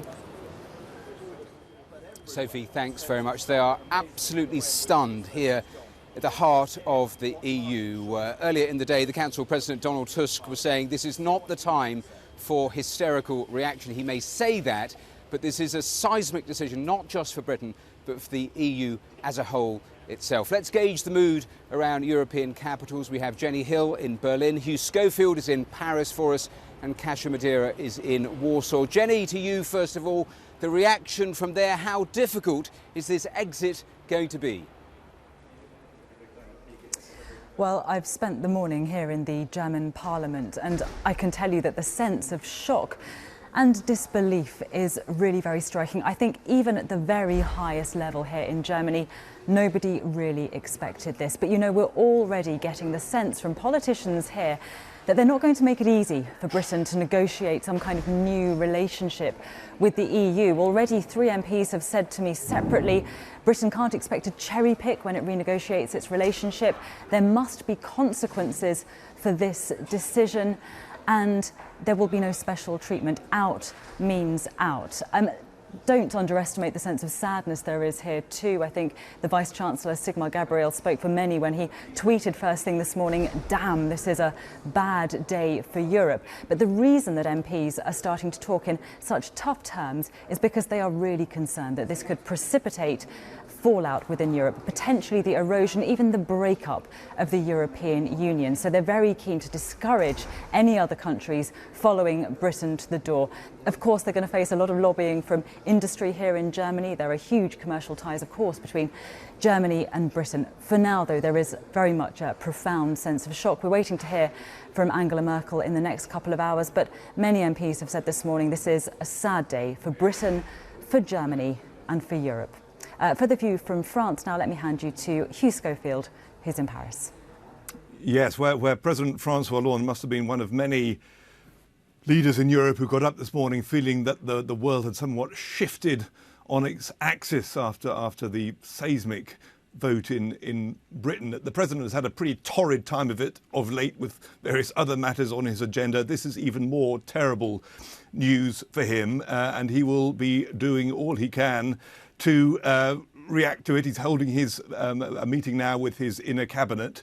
Up till now, the whole process of Europe has been one of integration. The watchword in the article of faith almost here in France has been European integration. Now that this prospect has emerged of the very opposite of integration, disintegration, and that is preoccupying him greatly. So he's meeting now with his inner cabinet, and he will come out quite soon to give some kind of statement. I think we can more or less work out what he's going to say. He's going to say that he and other European leaders take note of the British decision. It is a democratic decision. And that therefore he wants the process of separation to take place very quickly indeed. I think there'll be very little patience here at all for any kind of delay in invoking Article 50. And he'll be very clear too that there will be no favours given to the Britain, no kind of halfway house in the British separation. But for the rest, he will talk about the EU and the need for a new leap forward and the need for, as Jenny was saying, no more contagion, because the great fear here is, of course, Le Pen's party in the National Front taking advantage of this to push its agenda. Now I must hand you over to Warsaw and Kasia Madeira. Well, I can say that that sense of shock here in Poland is absolutely echoed. The Foreign Minister Witold Waszczykowski said that this is bad news for Europe and bad news for Poland. Let's not forget that Poland has around 1 million or so of its nationals living and working in the UK. What is going to happen to all of these people? Their future is uncertain, and their future is of deep concern here for the government here in this country, because they send back around $1 billion a year, so a sizable chunk of money. Now, will they need visas? Will they need travel permits? Will they need work permits? This is all for discussions for the future, but it's this sense of sadness and also a sense of loss. I've been speaking to some students, one who is going off to Oxford University, who says that she feels unwanted. She feels unwanted by the UK, and her future is so bright. So a real sense of loss, and also a political loss for the Polish government here, because of course their ally, the British Conservative Party, was a huge political force in the European Conservatives and Reformists. So it's a day of shock at the moment. I think Poles here are just coming to grips after yesterday, when Polish politicians from both parties, from all the parties, governing and opposition, were saying hold your fingers, which means basically keeps your fingers crossed for the UK. So now I guess it's a matter of how Poland will agree some kind of agreements with the United Kingdom. How will Brussels deal with it? Which leads me back to you, Matthew. All right, Kasia, Hugh and Jenny, thanks to all of you. I mentioned Donald Tusk a few moments ago. He is due to have a news conference within the next half hour with Jean-Claude Juncker. Mr. Juncker earlier in the week saying he wouldn't resign if, in effect, he'd overseen a Brexit vote. So both of those will speak in the next half hour. I'm not sure they ever really had real contingency plans. They better get some. Sophie, back to you. Matthew, thank you. Well, while there is shock across large parts of Europe, celebrations here. Millions of people who voted to leave can't believe that they have finally got what they wanted for so long. UKIP's Nigel Farage, we've already heard from him this morning. He's called it Independence Day for the UK, and he's tweeted a short time ago that he had kippers and champagne for breakfast. The people we haven't heard from yet, though, are the key figures of the Leave campaign: Boris Johnson, Michael Gove and Labour's Gisela Stewart. They are all expected to appear together at around 11 o'clock this morning. And we are also expecting to hear as well from Scotland's First Minister, Nicola Sturgeon, all around 11 o'clock this morning. We will, of course, bring you that live as soon as it happens. In the meantime, let's give you a proper breakdown of how the United Kingdom voted yesterday. Over to the BBC Newsroom now, and Christian Fraser. Thank you, Sophie. Good morning, everyone. Yes, let's have a look at those numbers then in a little more detail. All the results in. We'll start with a look at England, shall we? Over 28 million people voted on Thursday. You can see that there was a pretty high turnout. In fact, the biggest turnout since 1992. They were saying that a big turnout would be good for Remain, but the bookies, the city, the pollsters, they all got it wrong. 6% lead for Leave in England. And just look at that huge slug of blue through the country there in the rural parts of Britain, in Cornwall, Devon, Dorset, right through into Lancashire and Yorkshire, into big Labour supporting areas. And these little maroon spots of yellow here, the metropolitan areas, so Liverpool, Manchester, Leeds, York and Harrogate, more affluent areas of course, and then Newcastle up here. But Newcastle only by the slimmest of margins, and I think when you look at the map, it's those areas that they expected to win in, places like Durham, Sheffield, Coventry, Watford, where they just didn't get the vote out Remain and where they were losers on the night. Of course, London we expected to be Remain, nearly all of London in the Remain camp, but not all of the southeast. Large parts of Kent there in blue. In fact, I think I can show you the top 5 areas that supported Leave. You'll see that 2 places in Lincolnshire are top of the pile. There you go, Boston and South Holland, well over 70% there. Castle Point in Essex, Thurrock and Great Yarmouth we know as big UKIP areas. And I'll just show you the top 5 Remain. No surprise there at the top, Gibraltar, of course, next to Spain, 96%, almost universal in Gibraltar. But then also the London boroughs, Lambeth, Hackney, Haringey and Foyle in Northern Ireland, which we'll talk about in a second. But let's take a closer look at Scotland. 32 regions in Scotland, every one of them going to Remain. But the interesting thing was the turnout. 2.7 million people voted in Scotland. The turnout was 67%, which was less than the UK average, 85% in the independence referendum, so much lower. Maybe some voter fatigue, 4 elections, of course, in under 2 years in Scotland. But the result, as we've been hearing from Gavin in Edinburgh, overwhelming, 62% to 38% for Leave. And of course, that opens up that question of a second independence referendum vote in Scotland. Similar picture in Northern Ireland, and an interesting picture as well. The vote perhaps split along some sectarian lines here. So 3 areas of Belfast out of 4 voting for Remain, but it's these areas close to the border, look, all in yellow. The turnout, again, lower than the UK average, 790,000. But let's take a final look at Wales, because this will be a huge disappointment to Labour and to Jeremy Corbyn. Only 5 of the 22 areas in Wales going to Remain. So Cardiff, yes, went to Remain, but Swansea didn't. And also some key areas like Merthyr Tydfil, Newport, Caerphilly, all going towards Leave. Again, turnout very high in Wales, and a similar picture when it's rounded up, 6-point lead for Leave over Remain. All those figures, incidentally, are on the website, so if you want to have a look at the website, do take a look, bbc.co.uk/news. Christian Fraser, thank you very much. Well, a short time ago, the former Prime Minister, Tony Blair, gave his reaction to the referendum result, and he said that he felt personally sorry for David Cameron. This is what he had to say. We are a divided country, which is why it's important for the Prime Minister and for others to try and bring the country together and work out a way through this. And I don't think we should take any rash decisions at the moment. In the next days and weeks, we've got to see what the fallout is. We've got to handle that in a mature and sensible way. I think the Prime Minister is absolutely right not to invoke the Article 50 process at this point in time. We've got to reflect, we've got to unite, and then we've got to chart a way forward that's in the interest of the country, because we're dealing with massive questions. I mean, these are questions of fundamental importance to our future, economically, in our security, in our politics. Tony Blair speaking there this morning. Well, political reaction continues to filter through both to Britain's historic decision to leave the EU and to the Prime Minister's resignation. Let's go to College Green at Westminster and Andrew Neil. Thanks, Sophie. I've got 3 backbenchers here. Graham Brady, Conservative MP. He's a sort of shop steward for Tory backbenchers. Yvette Cooper, Labour MP, former Minister, and Owen Paterson, Tory MP, who campaigned for Leave. Graham Brady, we voted to leave the European Union. The governing party now has a leadership contest. Aren't we in for a summer of huge uncertainty? Well, I think the Prime Minister did 2 important things this morning, alongside what was a pretty unexpected announcement that he will be going in a short timescale. The first was that he made it clear that he's not going immediately, so we have that period of continuity at least running up to the autumn, and I think that's crucial in settling the markets and calming people down. The other really important thing that he did was make it clear that he won't be invoking Article 50, this 2-year mechanism for negotiating exit from the EU. It means that we have the opportunity to have a calm, rational discussion about what our negotiating priorities are and how we should carry that out.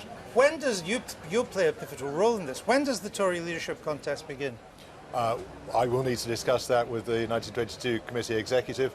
We'll be meeting on Monday to have that conversation.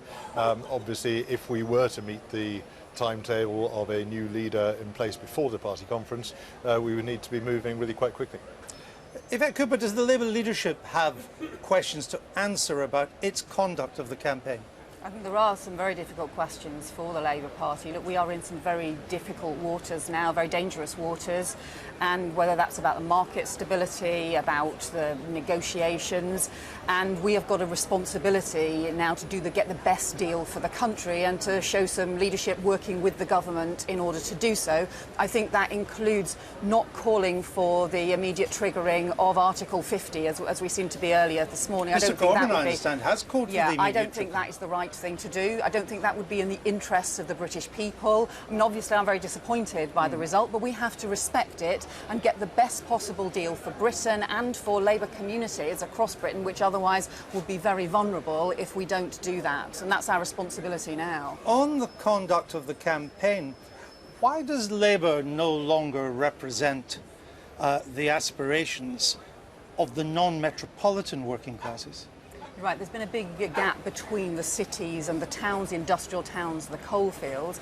And I think we have to recognise that the Labour Party did not, I think, reflect people's concerns about immigration. I don't think the government had practical responses to people's concerns about immigration. There is now a big divide in the country around immigration, and we've got to try and build a new, sensible consensus around that. It's not an easy thing to do, but I think we have a responsibility to do that. Otherwise, regardless of the trade negotiations and so on, we will have a longer-term problems for the country. Owen Paterson, who would you like to see as the next leader of the Conservative Party? Well, let's see who puts their hat in the ring. Well, who would you like to put their hat in the ring?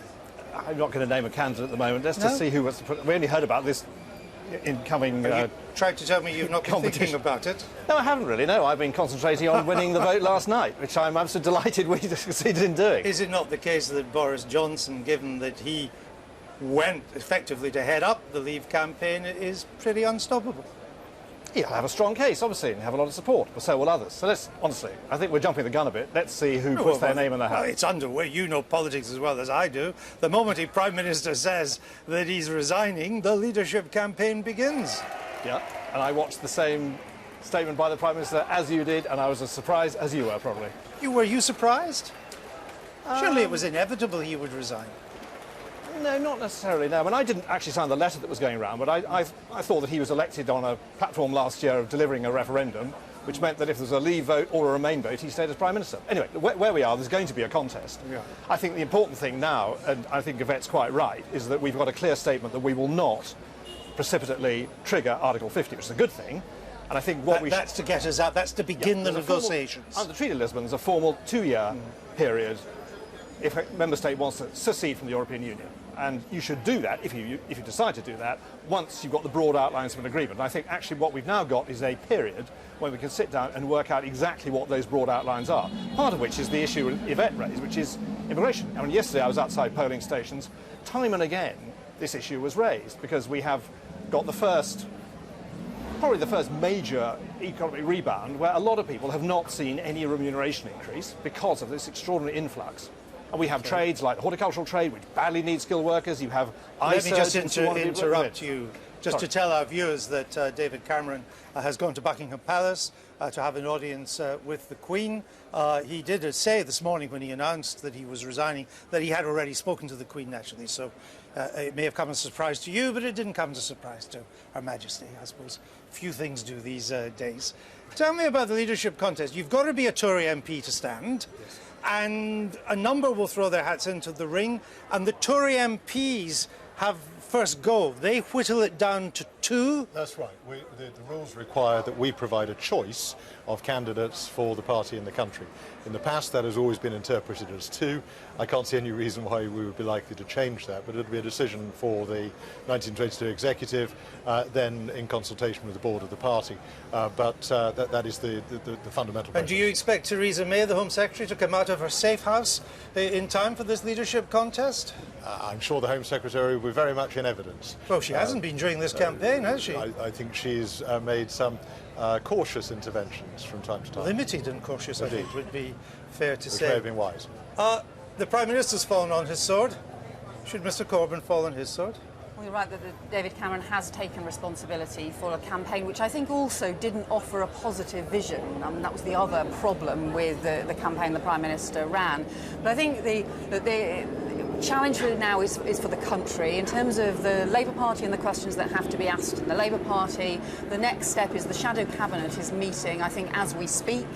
And I think it's for them now to set out, well, what kind of leadership are we going to be providing in terms of unifying the country, in terms of addressing the problems and the concerns for Labour voters in the towns and the coalfields that did not support the Labour Party and the Labour leadership position, but also how are we going to now work with the government to get the best deal for the country and make sure Labour would you like Labour to be on the negotiating committee?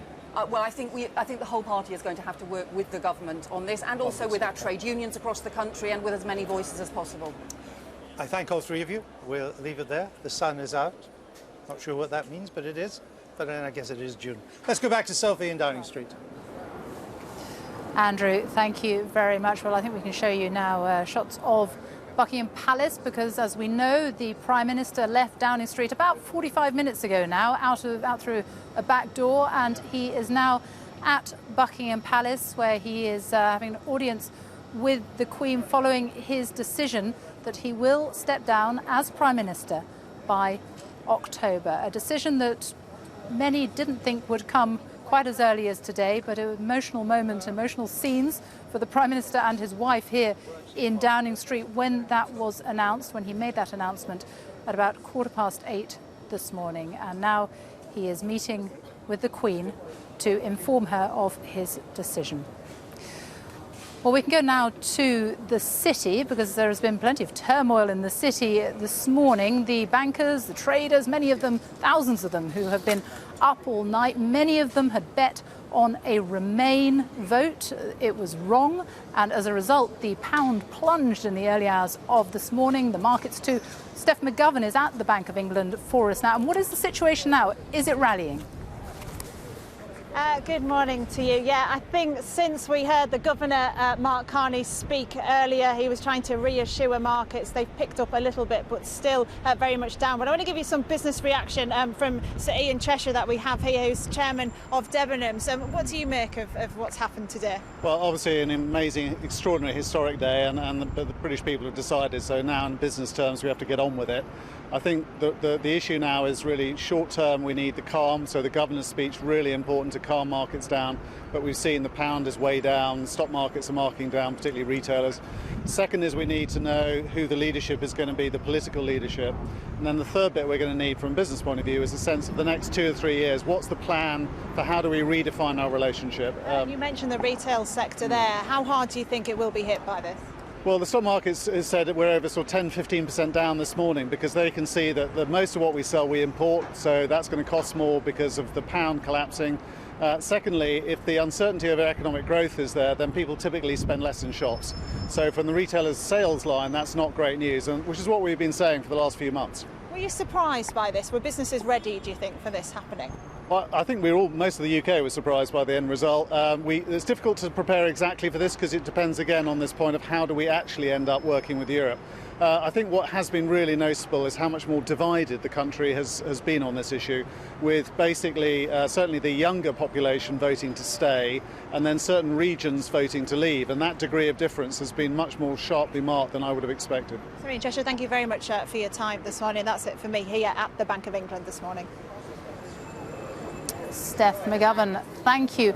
Let's just show you now some images from the location in central London, where we are expecting shortly to hear from the leading figures of the Leave campaign. Boris Johnson will be speaking, Labour's Gisela Stewart and Michael Gove as well. That is expected in about 5-10 minutes' time. We will bring you that live as soon as we get it. But now let's get some reaction from Victoria Derbyshire in Manchester with a panel of people who she has assembled. Well, Steph was talking about the events in the city and the reaction in the city. We've been talking about the economy here and people's money with voters as they drop into the People's Museum to discuss the people's vote, which is to leave the European Union. Paddy, you voted to leave and you believed those economic forecasts from the Remain campaign and still went for leave. Why? Yeah, after considering the forecasts, I did think it was inevitable that there would be a temporary shock to the forecast, pound, the FTSE.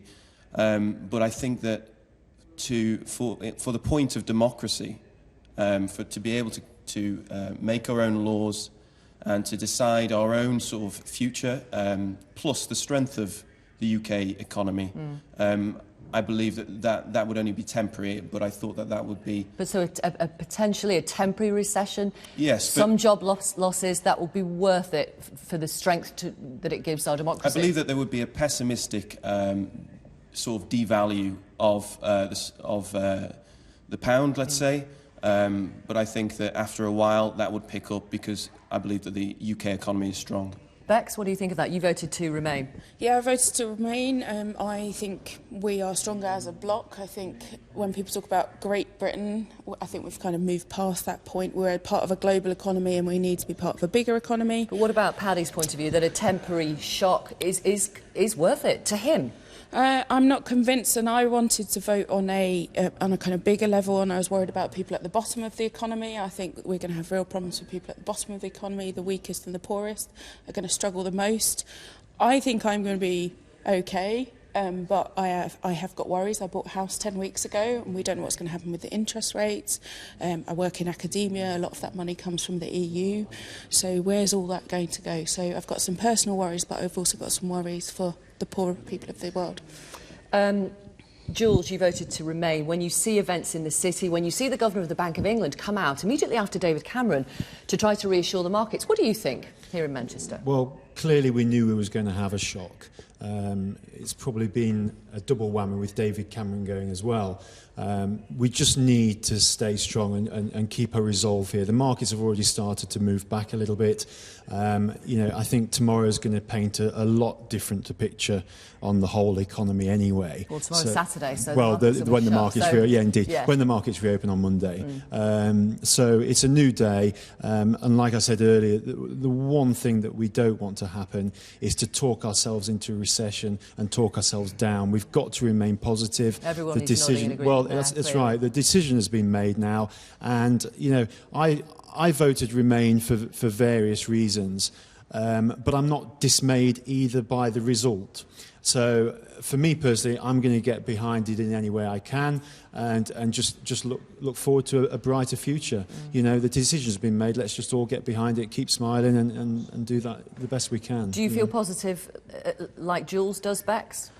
Do you accept the result? I do accept the result. We're in a democracy and the decision has been made. I know there's a petition going around to overturn it. I'll be interested to see what happens with that. What, an online petition? Yeah, okay. With people saying, it wasn't representative and it's too tight and it should... Oh my gosh, it was a huge turnout, 72%. So I thought that's kind of fascinating. But I mean, we were out later at an industry event last night, so got up just in time to see and was really surprised. But the one thing that had persuaded me maybe towards the Leave vote was the idea that I'm in a digital economy, so it's very global, and therefore does geography actually matter that much?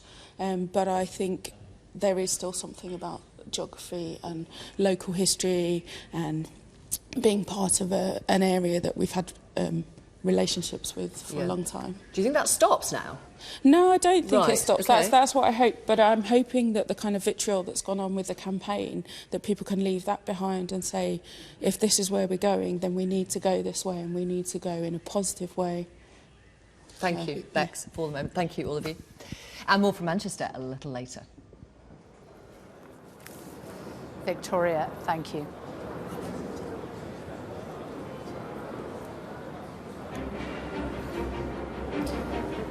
The UK has voted to leave the European Union in the most seismic decision in generations. David Cameron has gone to see the Queen after announcing that he will resign as Prime Minister. 52% of people who cast a ballot made the momentous decision to leave the EU. The Prime Minister earlier gave an emotional address explaining his decision to go. I will do everything I can as Prime Minister to steady the ship over the coming weeks and months.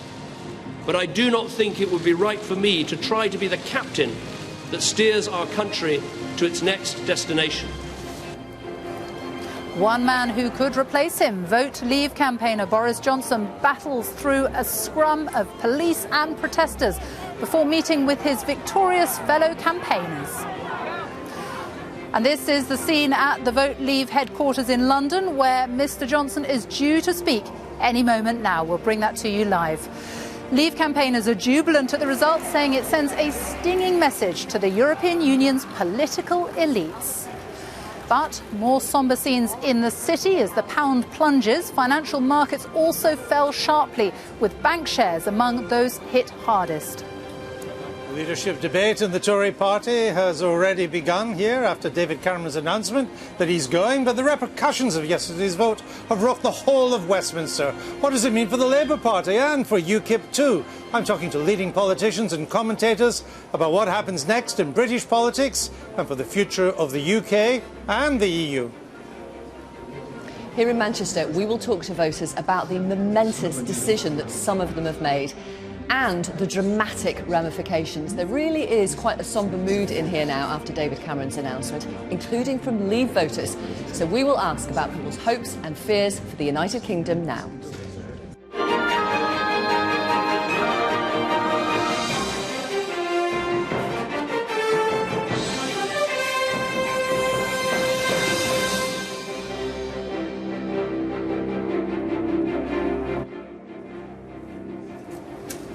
Good morning from Downing Street. After more than 40 years, Britain has voted to end its membership of the European Union. The vote was decisive. 52% chose to leave the EU and 48% wanted to stay. David Cameron has announced that he is to step down as Prime Minister, and he is currently at Buckingham Palace for an audience with the Queen. Mr. Cameron, who argued strongly for the Remain campaign, said the will of the people must be respected and fresh leadership was required, with a new Prime Minister in place by October. Shots there of the Prime Minister's car travelling through central London right now. Well, UKIP's leader, Nigel Farage, has called the result Britain's Independence Day. The prominent Leave campaigner, Boris Johnson, was booed by some in the crowds outside as he left his home this morning, cheered, though, by others. We're expecting to hear from him at a news conference in the next few minutes. Well, the final result shows that Leave secured its victory by a margin of more than 1 million votes. In total, 17.4 million people voted for the UK to leave the EU. That compares with the 16.1 million voters who backed Remain. More than 72% of eligible voters took part, a high turnout. In England, more than 15 million people voted for the UK to leave the European Union. 13.2 million people backed Remain. In Scotland, every voting area came out in favour of Remain. 62% of Scottish voters backed Remain, with 38% backing a Leave vote. In Wales, Leave won over 52% of the vote and secured the most votes in all but 5 of the 22 counting areas. In Northern Ireland, the only part of the UK that shares a border with the European Union, voters backed Remain, with 55% of voters choosing to remain in the EU, with 45% voting to leave it. Well, that is how the results across the UK look this morning. We will, of course, continue to discuss in great detail what it all is going to mean for you, what it will mean for the United Kingdom and also for the European Union. But first, our political correspondent, Carol Walker, has this report on the dramatic events so far. There was no hiding the emotion as the Prime Minister and his wife Samantha emerged from Downing Street. Good morning, everyone. He said the will of the British people must be respected, but having fought and lost the battle to remain in the EU, the country should have a new Prime Minister. I fought this campaign in the only way I know how, which is to say directly and passionately what I think and feel, head, heart and soul. I held nothing back. But the British people have made a very clear decision to take a different path. And as such, I think the country requires fresh leadership to take it in this direction. I will do everything I can as Prime Minister to steady the ship over the coming weeks and months. But I do not think it would be right for me to try to be the captain that steers our country to its next destination. With turmoil and uncertainty in the financial markets, the Governor of the Bank of England said it was prepared to take further action to support the British economy if necessary. We've taken all the necessary steps to prepare for today's events, and in the future, we will not hesitate to take any additional measures required to meet our responsibilities as the United Kingdom moves forward. From the moment the results started coming in just after midnight, there were big wins for Leave. Ladies and gentlemen. By the end of the night, Leave had won a clean sweep across the north of England, the Midlands, the east and west of England. London was the only region of England to support remaining a member of the EU. The result in Flintshire reflected the outcome across Wales, where voters backed Brexit. But Scotland voted by a clear majority to stay in the EU. Scotland's First Minister said it was clear that the people of Scotland see their future as part of the European Union. The results will bring fresh calls for a second referendum on Scottish independence. Northern Ireland, too, has voted to remain in the EU. Sinn Féin has said it intensifies the case for a vote on whether Northern Ireland should leave the United Kingdom. Shortly before 5 o'clock this morning, it was clear the UK had taken the historic decision to leave the European Union. Well, at 20 minutes to 5, we can now say the decision taken in 1975 by this country to join the common market has been reversed by this referendum to leave the EU. UKIP's leader, Nigel Farage, said he was thrilled that the country had decided to break free from what he called a failing, dying European Union. 17 million people have said we must leave the European Union. We now need a Brexit government. A government that gets on with the job. A government that begins the renegotiation of our trade relationship. The Labour leader said he hoped the negotiations with the European Union would include efforts to protect British workers. Clearly, there are some very difficult days ahead. The value of the pound has already fallen, and there will therefore be job consequences as a result of this decision. Thank you very much. A momentous day for Britain, for Europe, as the country embarks on a new and uncertain future, outside the EU and under a different leader. Carol Walker, BBC News, Westminster. Well, I'm joined now by our assistant political editor, Norman Smith. We've seen David Cameron has left Buckingham Palace now. He's driving through central London. We don't know where to. Next, we are expecting to hear from the leading Leave figure, Boris Johnson, who potentially could be taking up residence here. More than potentially, perhaps likely to be taking up residence, because he is absolutely in pole position now. We'll hear from him shortly. We haven't really heard an official response from the Leave side yet. We've heard plenty from Nigel Farage. Nigel Farage has been urging a quick retreat from Europe, if you like. He doesn't want us to hang around. Everything we've heard from the official Leave campaign is, let's not rush this. But I think we can cross actually to the Leave campaign, and there's Gisela Stewart, Boris Johnson and Michael Gove. And Gisela Stewart is speaking. Went to the voting booth and made their decision about a relationship of over 40 years with the European Union. It was the largest and most extensive democratic exercise we have seen. And the people by a majority decided that they wished to leave the European Union. Vote Leave is a cross-party organisation, and we have always acted in a way which was in the interest of the country and not in sectional interests. I think it is now incumbent to all party leaders to also reflect to what extent they are representing and reflecting the views of the voters. This is the most extraordinary opportunity of democracy. I think the process which is beginning now of implementing the wish of the people will be seen as not only freeing the United Kingdom, but also be in the interest of Europe. We are still, and always have been, an exceptionally outward-looking country. We will continue to be so. We will be a good neighbour. We will be a good internationalist.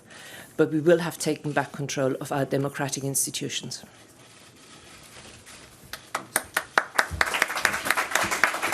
Thank you very much, Gisela. And I want to begin this morning by paying tribute to David Cameron, who has spoken earlier from Downing Street. And I know I speak for Michael in saying how sad I am that he has decided to step down, but obviously I respect that decision. I've known David Cameron for a very long time, and I believe he's been one of the most extraordinary politicians of our age. A brave and principled man who's given superb leadership of his party and his country for many years, reforming our public services, delivering one nation conservative government, making this country the most dynamic economy in Europe, and with his own brand of compassionate conservatism that rightly earned his party the first majority government for decades. It was his bravery that gave this country the first referendum on the European Union for 43 years, the first time that many of us have had the chance to vote explicitly on this question.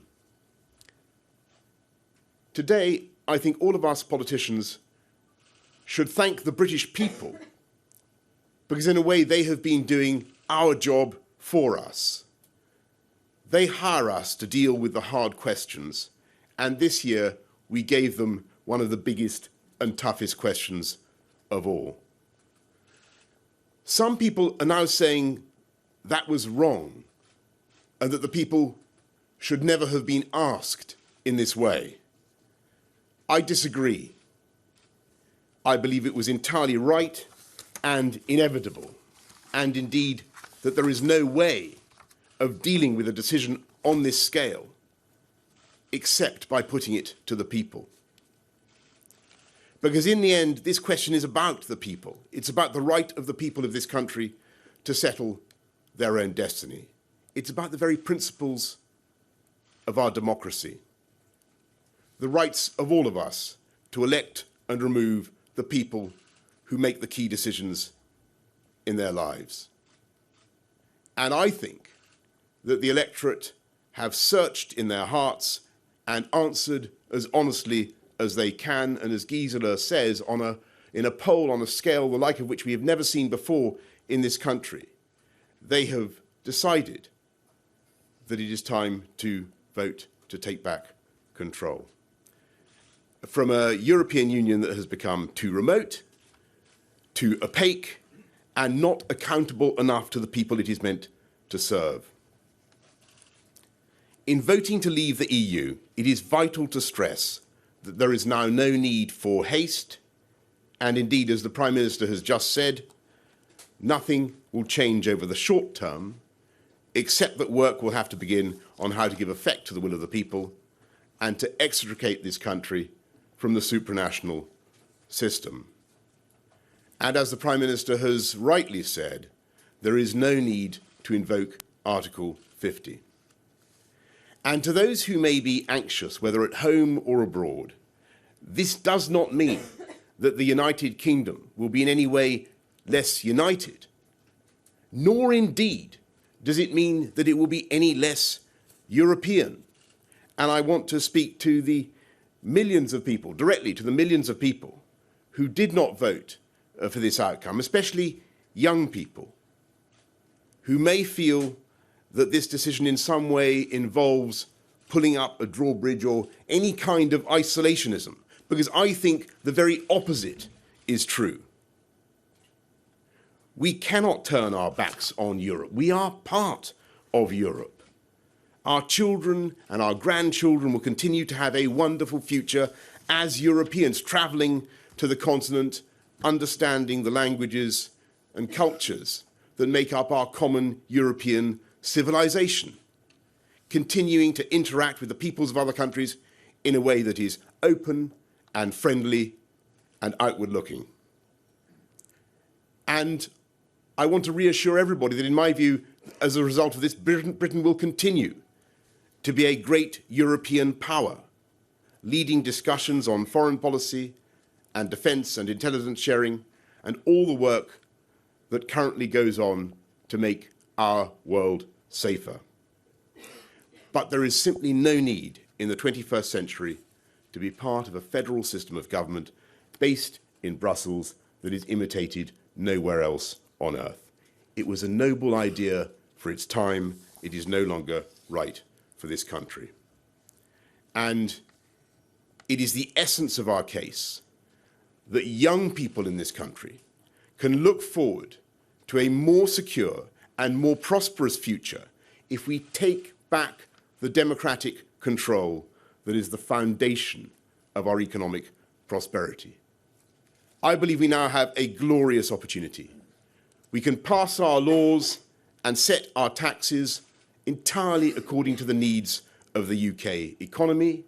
We can control our own borders in a way that is not discriminatory, but fair and balanced, and take the wind out of the sails of the extremists and those who would play politics with immigration.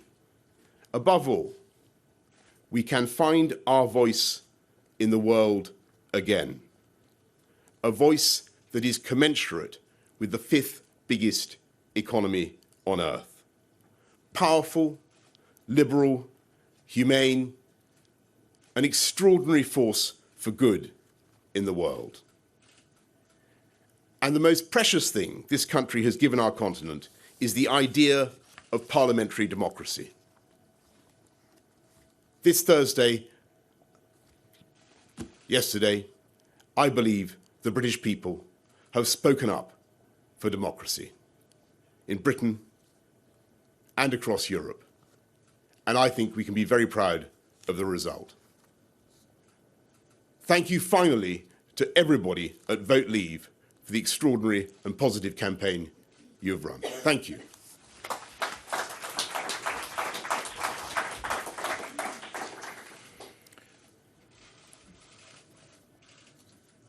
I want to join Boris in paying tribute to the Prime Minister. He has led this country with courage, dignity and grace. He and the Chancellor rebuilt our economy. He has made opportunity more equal in our society. He has exemplified the very best in public service. He deserves to be remembered as a great Prime Minister. He called this referendum so the British people could decide one big question. Should we leave the political structures of the European Union? The British people have given us all a very clear instruction, and I know that we in politics will work calmly, cooperatively, and consensually to implement that instruction from the people. The British people's vote to leave is the start of a process, and while that process is ongoing, our existing trading relationships with the European Union and the rest of the world will continue as before. In the coming days, government ministers and officials can meet to decide the next steps. Officials and diplomats can start scoping out the broad parameters for full-scale talks with our European friends and with the institutions in Brussels. Our shared mission is clear: securing the best possible terms for Britain. And of course, informal discussions should precede our formal negotiations. Overall, the changes that we will see will be a process of gradual divergence. And it's important that representatives from every part of the United Kingdom, every community, and different political traditions are involved in shaping our future. And we should draw on wisdom from great minds outside politics. As we move forward, we should be in no doubt that Britain is embarking on a new chapter, but one that is in line with our best traditions. We have always been an open, inclusive, tolerant, creative, and generous nation. Open for business, open to trade, open to other cultures, open to the world. Now we have a new chance to extend that openness even further. We can build a new, stronger, and more positive relationship with our European neighbours based on free trade and friendly cooperation. We can have democratic consent for an immigration policy that is fairer and more humane. We can demonstrate that our progressive, liberal and democratic traditions are being renewed, and that we stand with all our allies as resolute as ever against intolerance and oppression. We can take our place as a self-governing democracy alongside other great nations, working for greater global development, security and prosperity. And we can now, calmly and united, take our country forward in the spirit of the warm, humane and generous values that are the best of Britain. Thank you.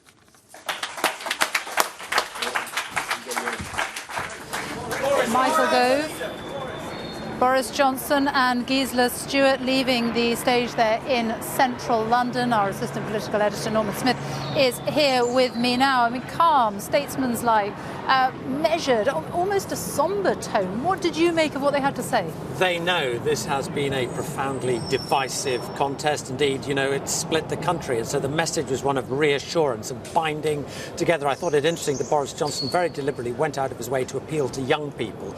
The indications being they've overwhelmingly voted to remain in, and saying to them, look, it does not mean we are turning our back on Europe. Likewise, to those who say he has fanned the flames of intolerance, he said by voting to leave, that will take the wind out of the sail of the extremists and those who've played politics with the issue of immigration. And in the short term, stressing that nothing is going to change. Article 50, which would kickstart the whole process, it doesn't need to be triggered automatically. I think the message was to sound statesmanlike, sombre, sober, and to try and reassure people that there is a brighter future and to calm the very understandable fears many will have. And saying that Britain will continue to be a great European power. That's what Boris Johnson was very keen to stress.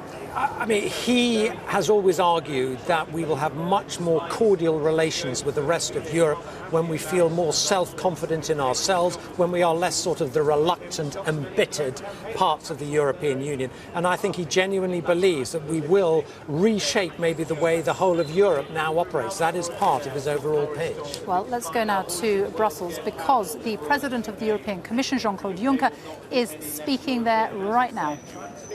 With all rights and with all obligations that derive from this. According to the treaties which the United Kingdom has ratified, EU law continues to apply to the full to and in the United Kingdom until it is no longer a member. As agreed, the new settlement for the United Kingdom within the European Union reached at the European Council in February this year will now not take effect and ceases to exist.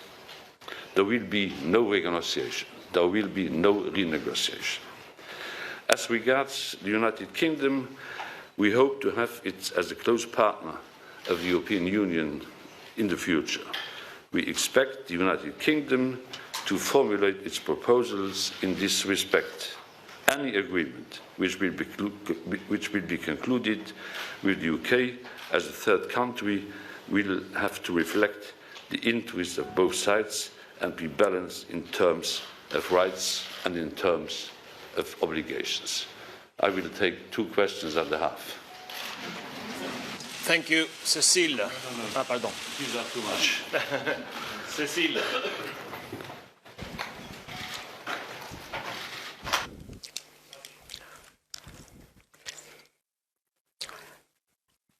Cécile Ducourtieu du journal Le Monde.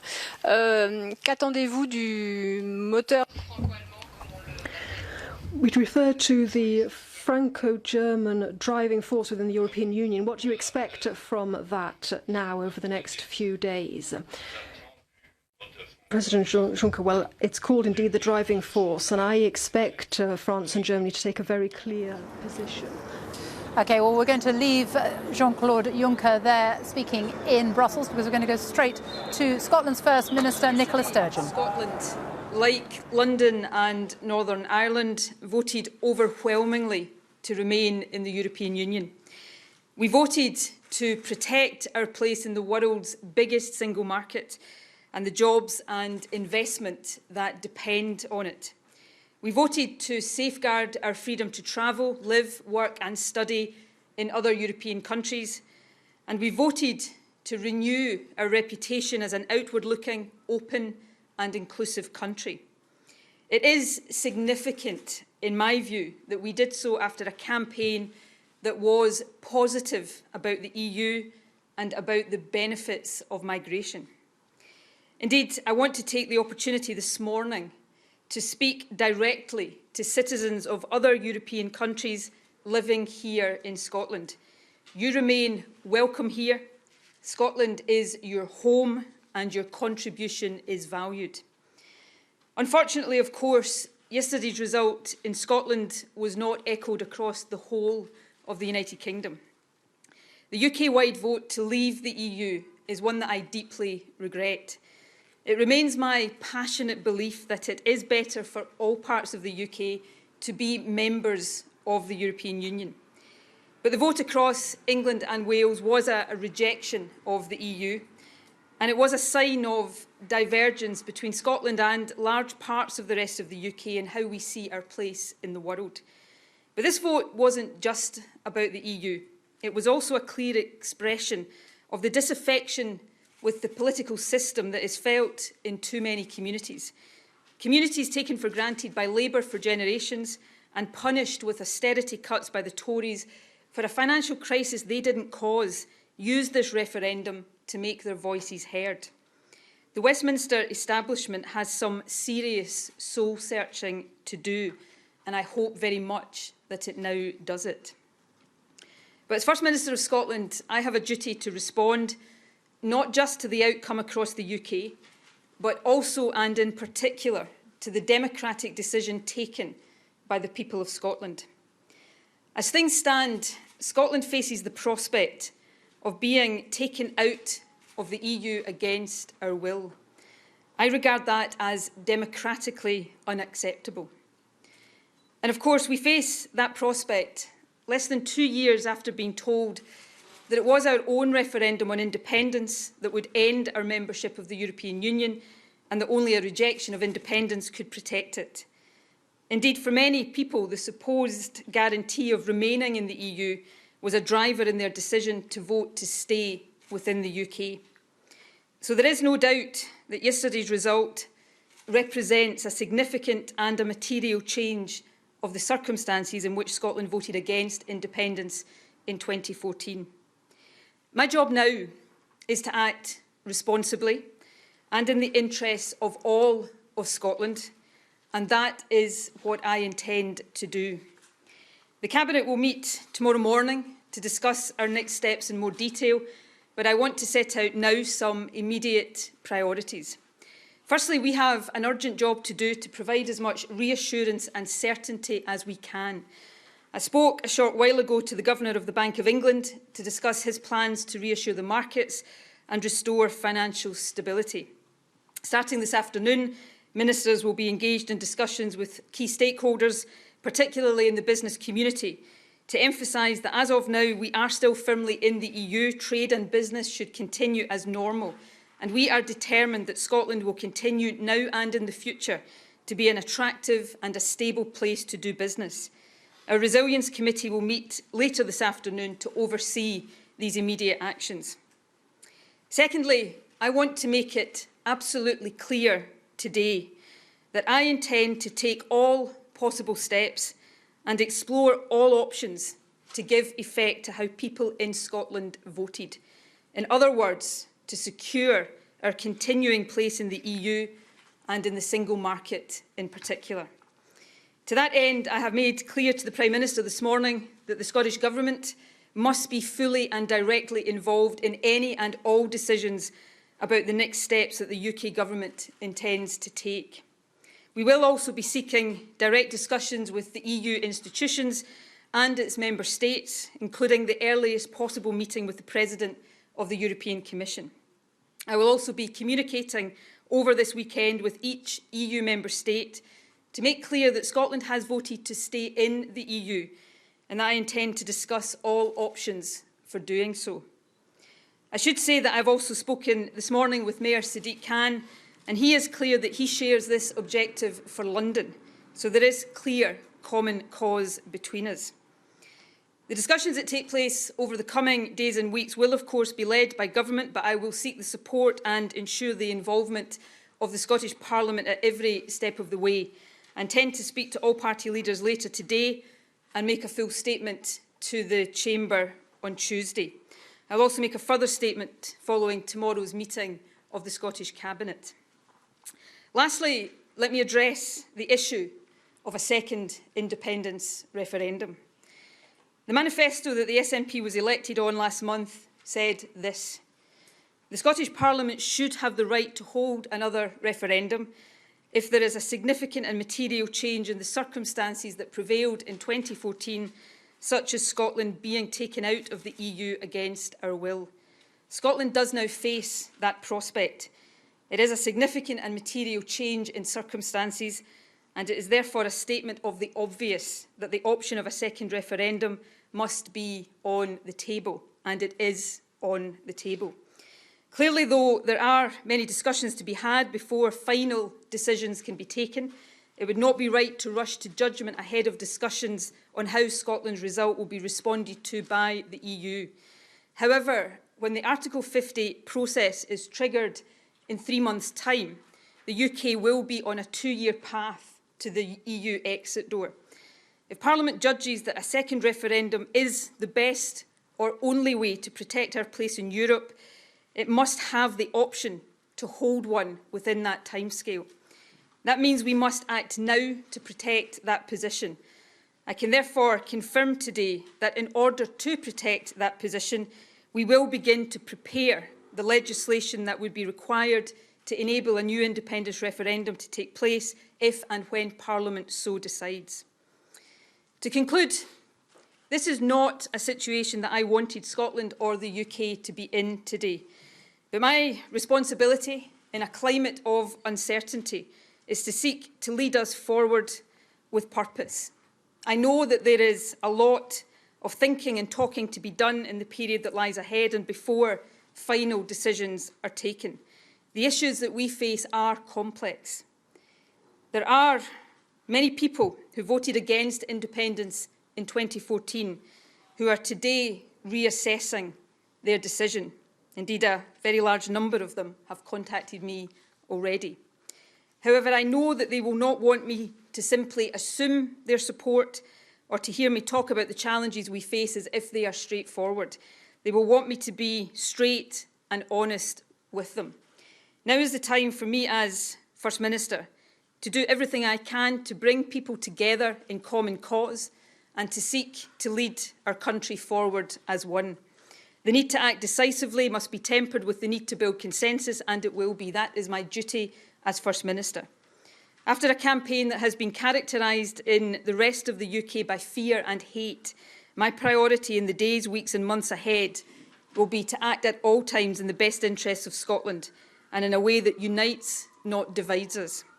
And let me also be clear about this.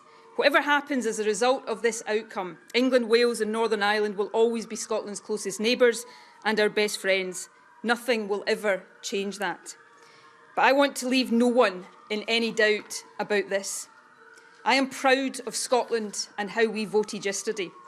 We proved that we are a modern, outward-looking, open and inclusive country. And we said clearly that we do not want to leave the European Union. I am determined that we will do what it takes to make sure that these aspirations are realised. In closing, let me just say a word or two about the Prime Minister. David Cameron and I have very many political disagreements, not least over the conduct of this referendum. But as I am learning every single day, leadership is not easy. David has been the Prime Minister of the UK for 6 years. It is a tough job, and whatever our disagreements, he deserves our thanks for his service. I wish him and his family well for the future. From these comments, I'm happy to take some questions. Glenn Campbell. First Minister, if not an independence referendum, what other options are available to you? Well, I think an independence referendum is now highly likely, but I also think it's important that we take time to consider all steps and to have the discussions, not least to assess the response of the European Union to the vote that Scotland expressed yesterday. I am absolutely determined in my responsibility to give effect to how Scotland voted yesterday, and it's important that I take all steps to make sure that we explore all options to do exactly that. Colin. Is that independence referendum that you say is highly likely, will that go ahead with or without consent of Westminster? Because you had consent the last time. Well, obviously, we would seek to follow the same precedent that we did the last time. But, you know, I think in the circumstances where the Scottish Parliament decides that that option is an option that it wants to exercise, I think it would be inconceivable that, particularly in the circumstances that have given rise to this, that the UK government would seek to stand in its way. But of course, these are some of the discussions that we will be seeking to have in the days and weeks ahead. I'll take Peter. First Minister, you say you want Scotland to remain in the EU. You say that to do that you're likely to propose a referendum. The rest of the UK will be out of the EU. That must mean there will be a border between Scotland, a proper, real border between Scotland and England. These are issues that we now have to assess and consider, and we have to do that calmly and rationally. That's why I have said very, very clearly in the remarks I've made today that I am not going to stand here and pretend to anybody that the issues we face are straightforward. We face many complex issues, which is another reason why, in addition to being determined about giving effect to how Scotland voted, I'm going to take the time to make sure that all of Scotland considers all of these issues and has the chance to move forward as one. I think that is of the utmost importance at this time. Sarah. First Minister, are you confident that in the potential turmoil that could follow a Brexit, that those are circumstances in which Scotland will want to vote for independence? I think in the circumstances of turmoil, and can I say I don't want to see turmoil affecting any part of the United Kingdom. I believe the decision that was taken across the UK yesterday was the wrong decision, a mistake. But I hope very much that some of the fears that were had about it are not realised, because it would not be in the interests of people anywhere in the UK if they are. But I'm not sure that is not more in hope than in expectation. But it is exactly because of the uncertainty and the potential turmoil that we face that I think it is in my responsibility to seek to bring Scotland together, to lead Scotland forward into a position that allows us to continue with the stability and the certainty that membership of the European Union gives us. I am not saying that these issues are straightforward, but I do think that is the responsibility and indeed the opportunity that now lies before us. Right, I'll take Martin.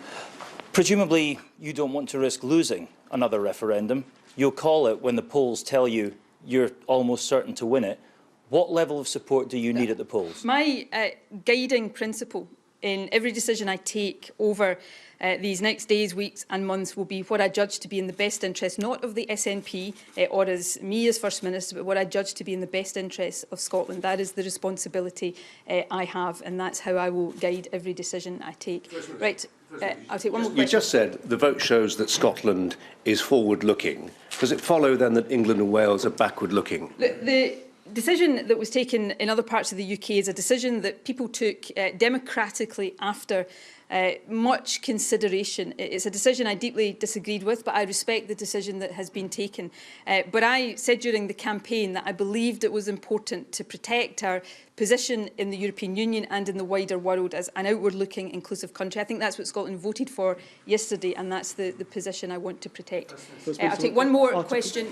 First Minister, yes. Article 50. Your predecessor, Alex Salmond, has said he thinks it's absolutely crucial. OK, well, we're going to leave Scotland's First Minister, Nicola Sturgeon, answering journalist questions there now, because we're going to go straight to Germany, where the German Chancellor, Angela Merkel, has just been giving her reaction. She has expressed her great regret at the decision that the UK has taken. European integration, what the day of today means for the next few weeks and months and years will largely depend on as to whether we, the remaining 27 member states of the European Union, show our willingness and ability in this situation not to be too hasty and come to hasty decisions out of Britain's exit decision which would further intensify rifts in Europe. Instead, we have to remain calm and composed. We need to make composed and calm analyses and decisions. In doing so, we need to make sure that, firstly, Europe is varied, and as varied as the peoples of Europe are, their expectations to the European Union are also varied. Time and time again, we are confronted with people who have doubts as regards the direction that the European integration process has taken. That does not only refer to Great Britain, but in some extent or another extent to other countries as well. So, therefore, we have to make sure that European citizens can feel how the European Union can actually make a contribution for the improvement of the citizens' lives. That is a task for the European institutions, but also for the individual member states. Secondly, in a world that continually integrates, the challenges are far too large in order to make sure that individual states can tackle these challenges. The European Union is one of the largest economic areas of the world. It needs to understand itself as a partner that is accompanying globalization and is able and willing to shape the globalization process. It is a unique society and community of values and ethics, and it is a guarantor of stability. It is only in this fashion that we can guarantee our ideas, our interests, be it social interests, be it ecological interests, be it foreign policy interests and defense policies. It is only then that we can actually maintain our ideas. Thirdly, we have to draw our conclusions of the European exit decision with historical dimensions.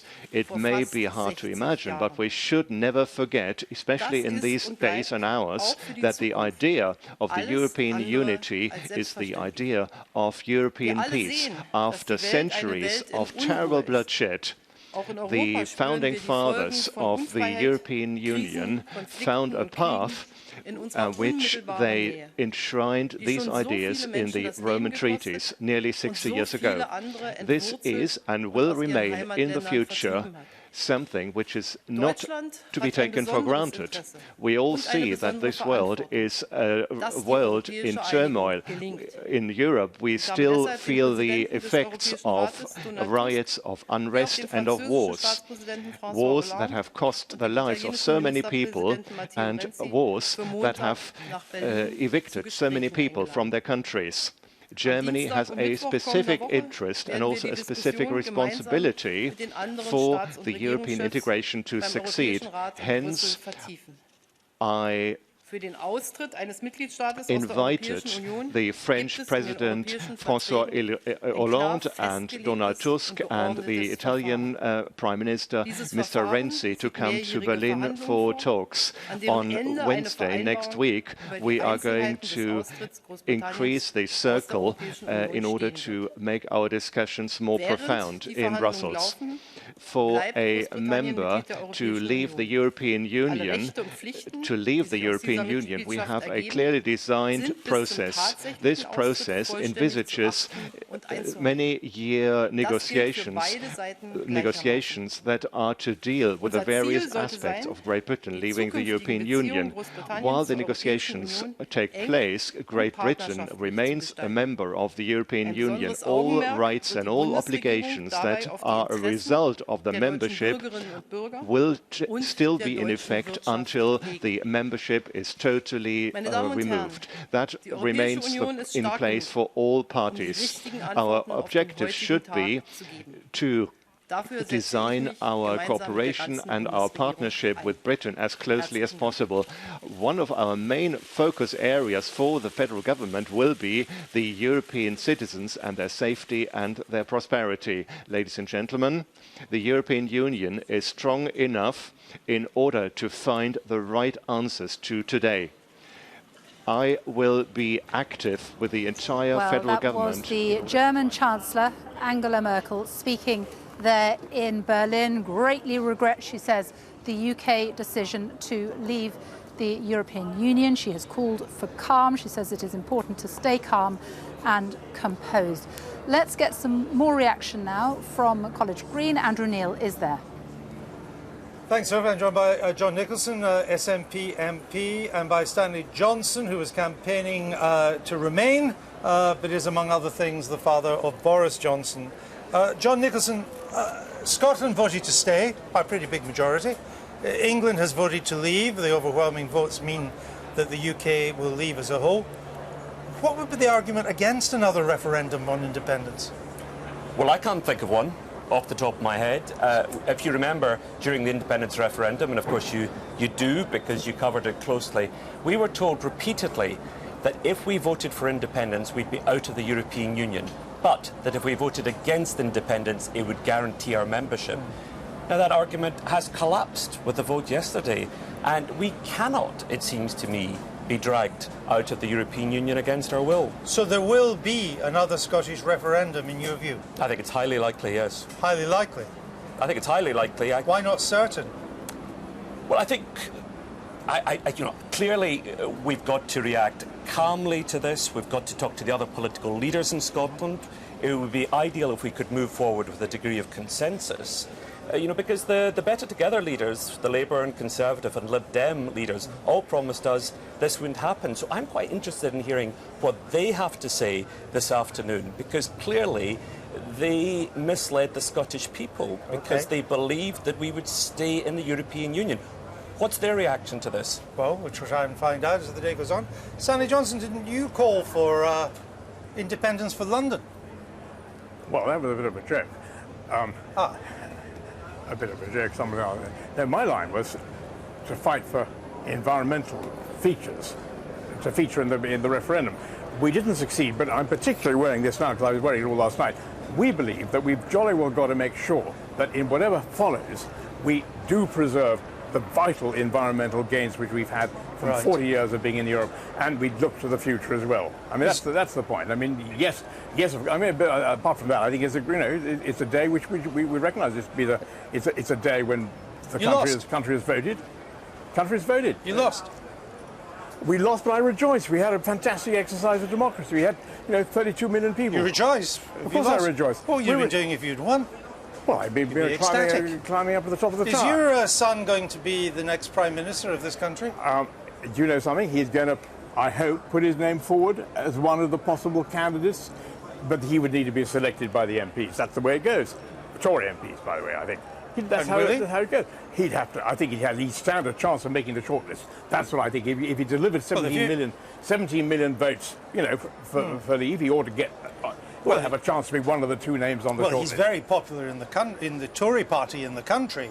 So if he makes the shortlist, which is then determined by the Tory party, not the MPs, then he wins, I would have thought. Does he not? I hope he takes a good notice of the environmental dimension of the whole thing. That's what I think. I mean, not that I'm going to, bother him about this, but I just think these are the crucial issues which we need to look ahead as we rebuild this relationship.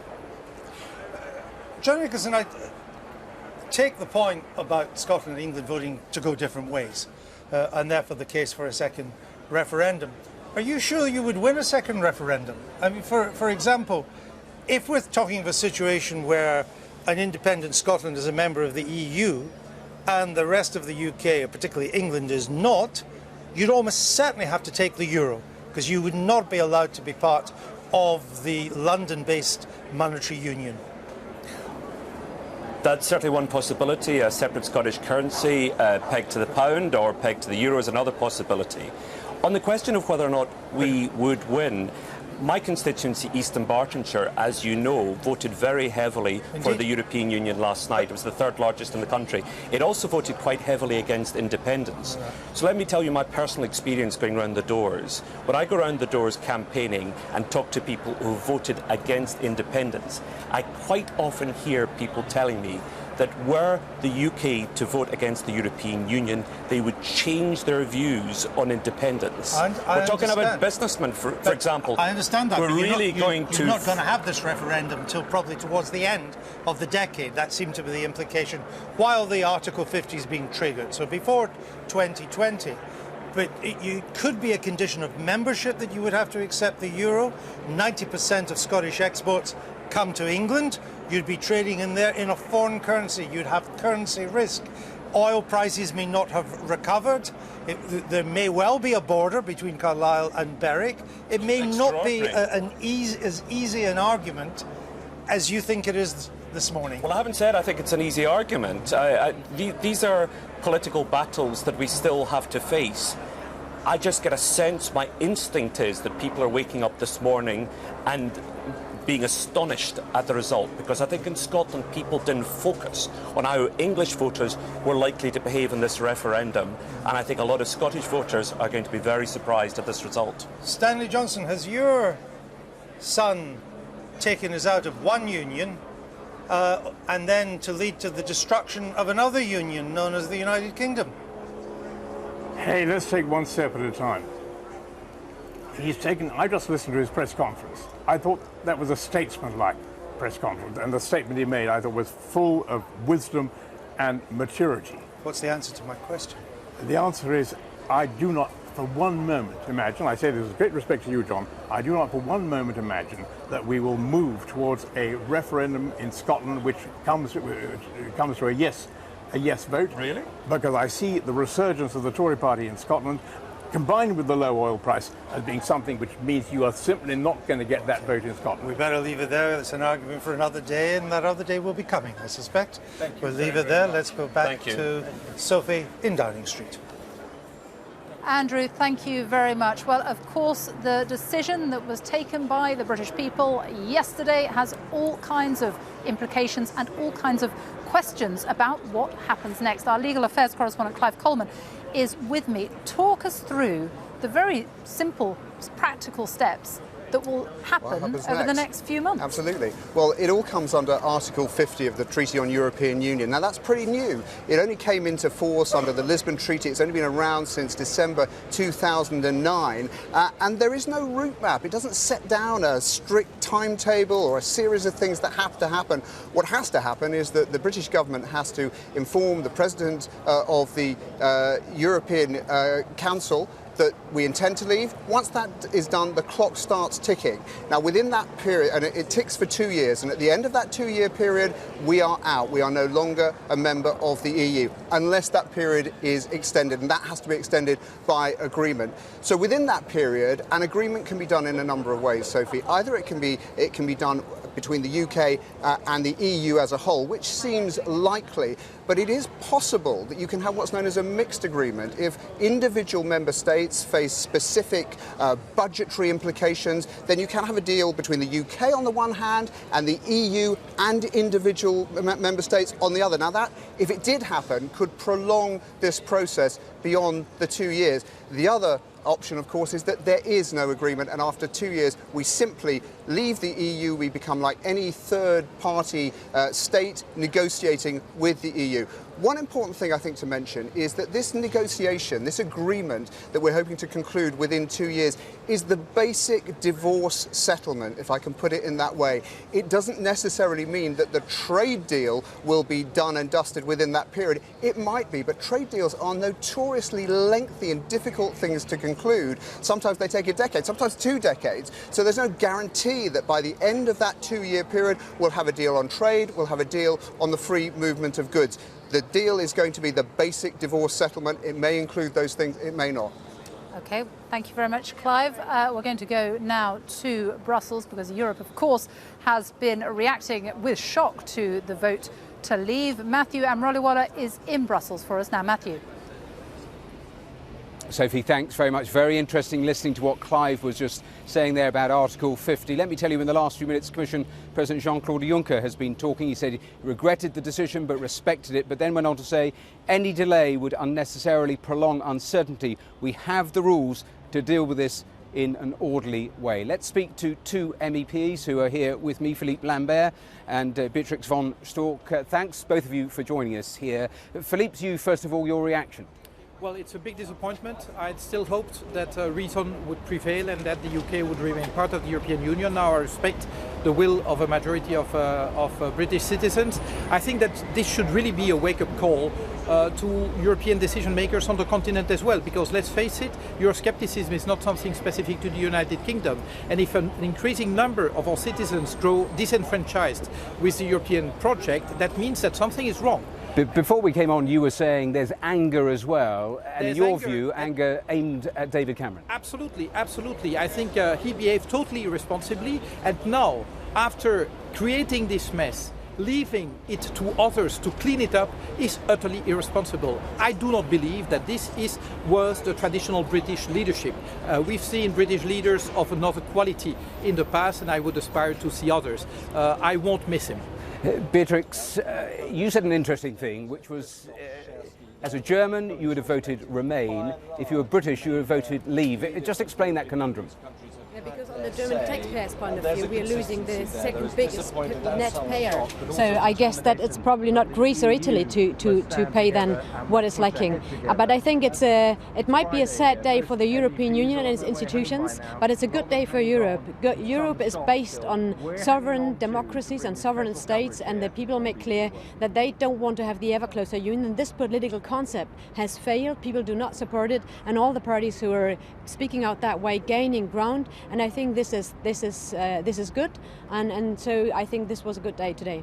So is this the moment where closer integration screeches to a halt in terms of that contagion, the domino effect? Is that a real possibility, do you think? I think a referendum is a real concept. We have to ask the people.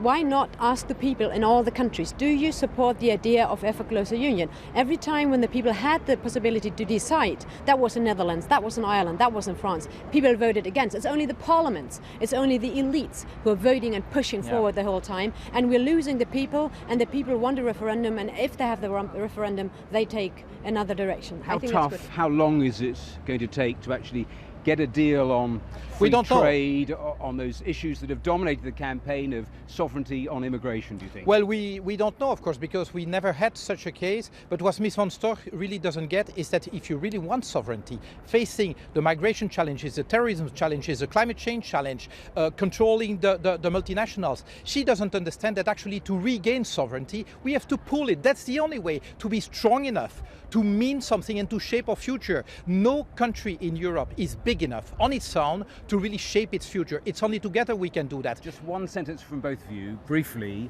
emotionally, after 40 years of this union, where are you today emotionally? Emotionally, I would say, especially the migrant crisis shows that it's only the sovereign decision of sovereign states who now is pushing back the migrant crisis a little bit. It's the Balkans who closed the borders, it's Austria closed the borders. It's not the European solution. Europe has failed completely on that behalf, and so I think it's Juncker and Schulz who should step down, because it's their political concept which does not work. Well, today I remain a committed European, because it's only together that we can really regain sovereignty. But I'm equally committed to changing the political course, because it cannot be that Europe is working for a tiny minority and leaving the majority of our peoples behind.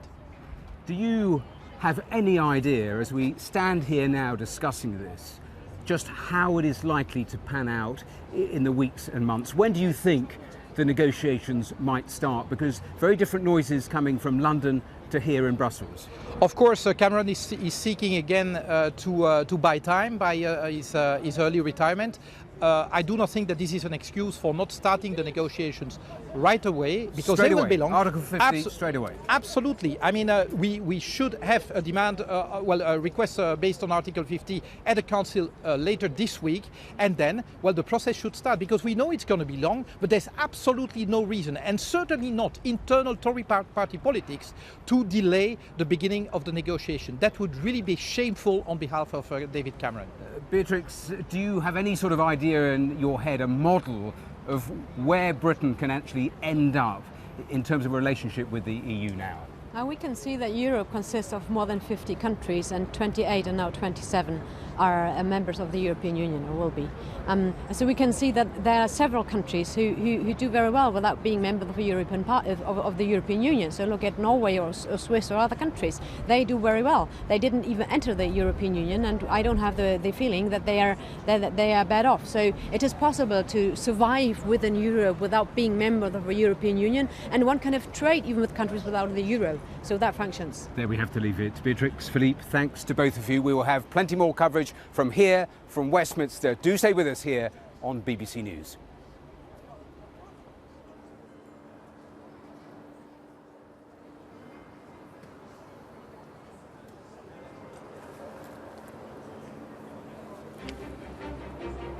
The UK has voted to leave the European Union in the most seismic decision in generations. David Cameron has met the Queen this morning after announcing he will resign as Prime Minister. 52% of people who cast a ballot made the momentous decision to leave the EU. Boris Johnson, who led the Leave campaign, paid tribute to the outgoing Prime Minister. There is simply no need in the 21st century to be part of a federal system of government based in Brussels that is imitated nowhere else on earth. It was a noble idea for its time. It is no longer right for this country. A visibly emotional David Cameron earlier stood outside the door of number 10 with his wife Samantha to explain his decision to leave. I will do everything I can as Prime Minister to steady the ship over the coming weeks and months. But I do not think it would be right for me to try to be the captain that steers our country to its next destination. There is dismay in the city as the pound plunges. Financial markets also fell sharply, with bank shares among those hardest hit. And the future of the UK is again on the table as Scotland's First Minister Nicola Sturgeon says a second independence referendum is highly likely after Scots voted overwhelmingly to remain in the EU. Yesterday's votes already claimed the scalp of the Prime Minister, and it shocked the whole political establishment here in Westminster, where crowds are gathering, helicopters in the air, and trouble in Labour's ranks too, and the prospect of a fresh referendum on Scottish independence. I'm talking to leading politicians and commentators about all this as British politics tries to come to terms with the result. And voters here in Manchester taking in, absorbing all the new information that emerges with each news conference. What is dominating conversation now is that second, highly likely independence referendum in Scotland.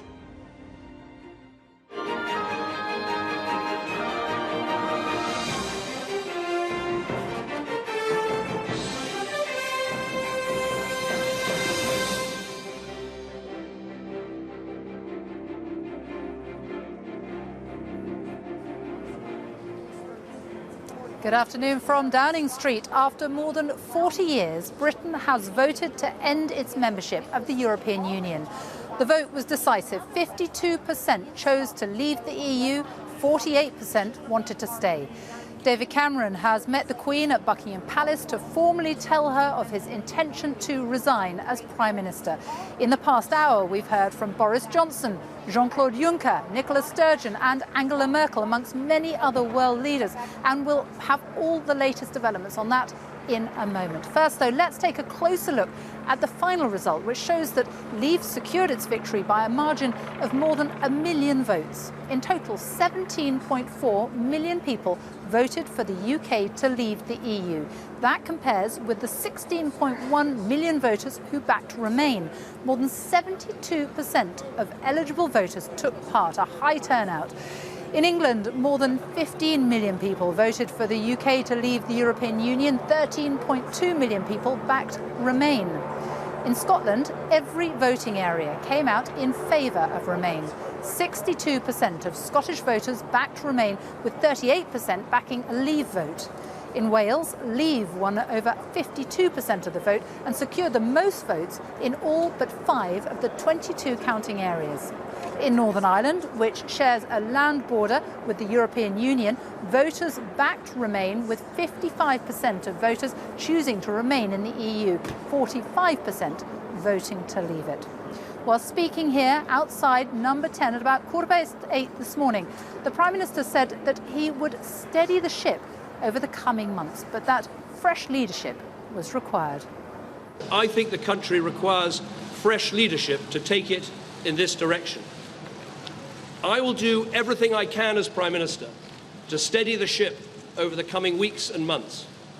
But I do not think it would be right for me to try to be the captain that steers our country to its next destination.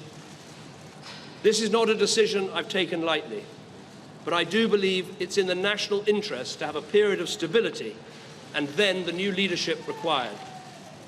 There is no need for a precise timetable today, but in my view, we should aim to have a new Prime Minister in place by the start of the Conservative Party conference in October.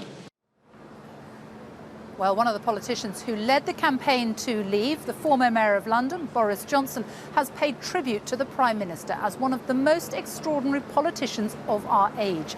Mr. Johnson said people had spoken up for democracy and Britain was not turning its back on Europe.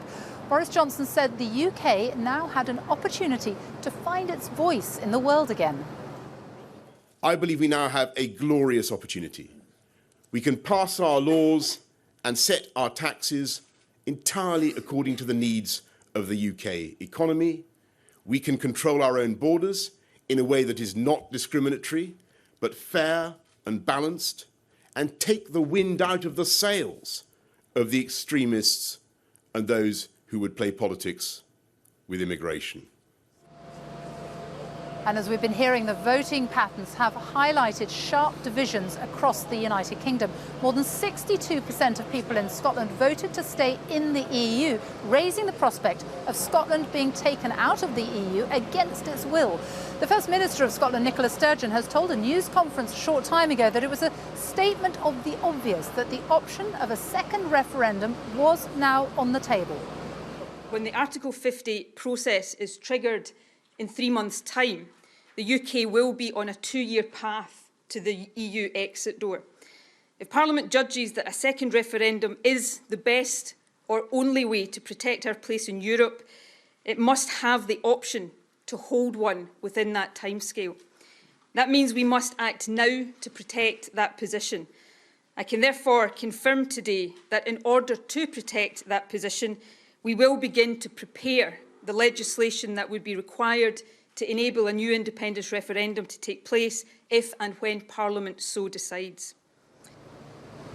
Nicola Sturgeon speaking a short time ago. Our assistant political editor, Norman Smith, is with me now. So much reaction, so much changing in such a short time, and questions now about the Labour leader, Jeremy Corbyn. Events are moving extraordinarily quickly. A letter of no confidence has now been tabled in Jeremy Corbyn from Margaret Hodge and Anne Coffey, two very senior Labour figures.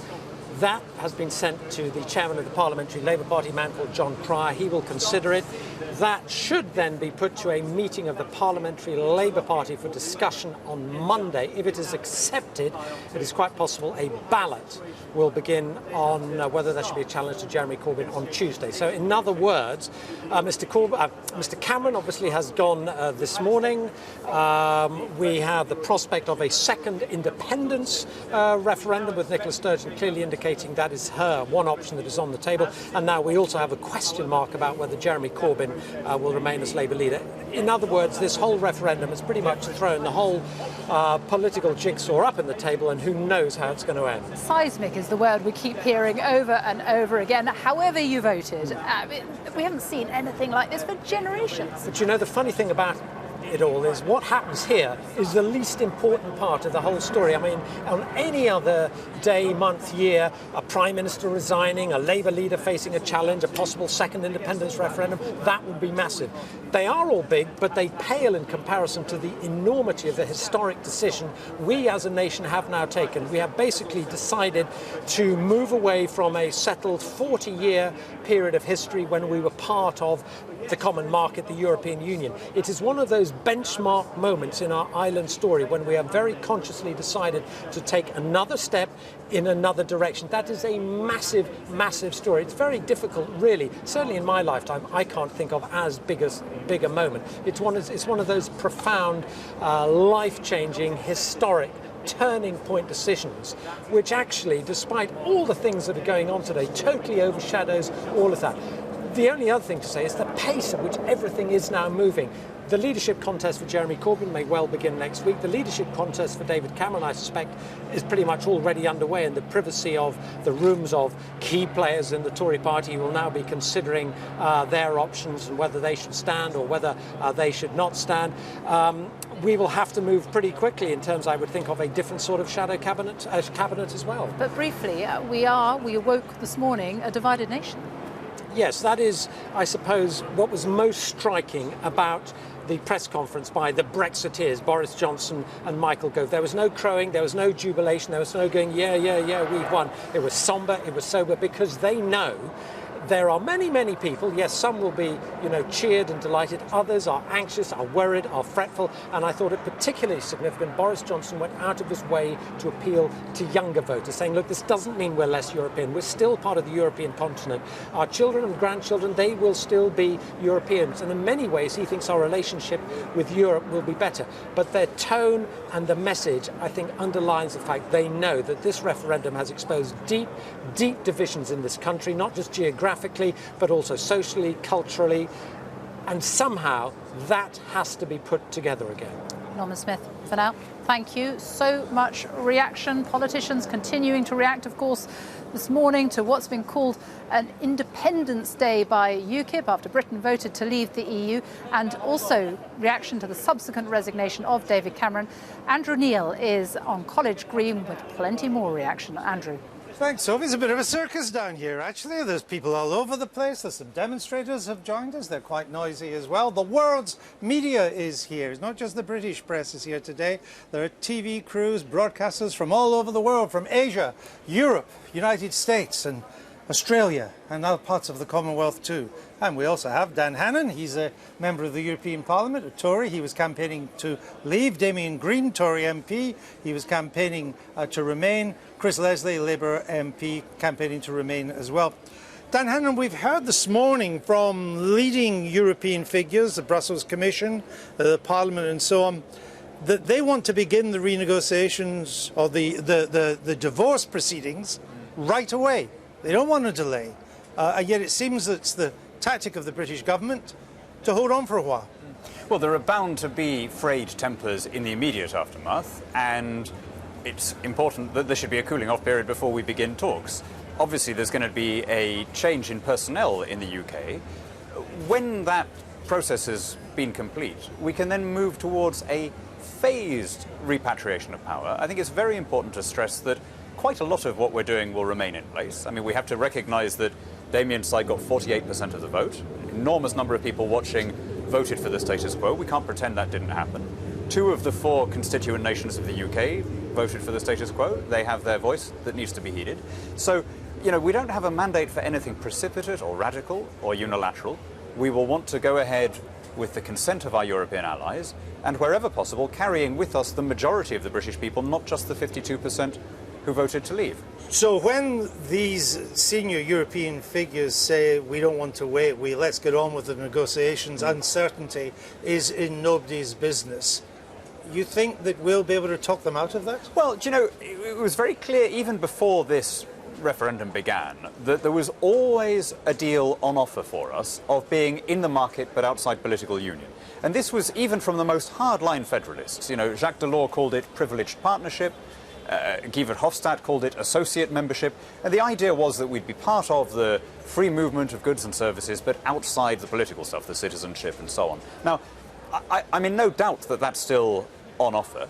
It's a question of getting there amicably and with a transition that, as I say, has a maximum consensus behind it in this country, and that is, of course, fair to our friends and allies as well, in a timescale that suits both sides. Who would be best equipped to lead these negotiations on the British side? Well, I mean, it can't be Sir Humphrey in Brussels. They are the people who created the mess in the first place. Had the Prime Minister got a different deal, this referendum would not have produced the outcome it did. So we can't have the same Foreign Office grandees repeating their mistake. There needs to be, I think, a group of people who represent the will of the British people. Now, of course, as I say, taking into account the fact that it was a narrow result, taking into account that quite a lot of what we've done is going to stay in place, we're not going to rip everything up, and it'll be a cumulative and gentle repatriation of power, because the day we leave is the day we can start to change things. Damien Green, do you think that is a realistic approach to negotiations, or does not take into account the hard line that the European Union members could well take? Well, we can't know yet what they will take, or indeed whether there'll be a united front. I mean, one of the problems with the European debate in this country is that it's always posed as Britain versus a bloc. On the other side, there are 27 different countries who will have their own different interests in the renegotiation. I think the problem with Dan's sort of outline of what should happen is the degree of the length of time of uncertainty there would be. I mean, inevitably we're seeing market chaos, as was predicted today, and clearly I think it was inevitable that the Prime Minister had to stand down as well, but that in itself delays everything by a few months, because clearly you need a new Prime Minister. Who would you like to see head the negotiations? Well, I think that in the end the negotiations have to be led by the new Prime Minister. I mean, I think if you're Angela Merkel, Boris Johnson then? Well, let's see who the runners and riders are first before we get into if that not debate. Him, who? Well, I suspect there will be a lot of people who put their hats in the ring. Yeah, but if not him, who? Well, there are a number of people, and they may stand, but who's going to beat him? I don't know, because I don't know who's going to stand, and until I know who's going to stand, it's a slightly difficult question to answer. Chris, Leslie, we haven't quite got a clip of this, but we've just seen the text of a letter that Margaret Hodge, a leading Labour backbencher, has sent to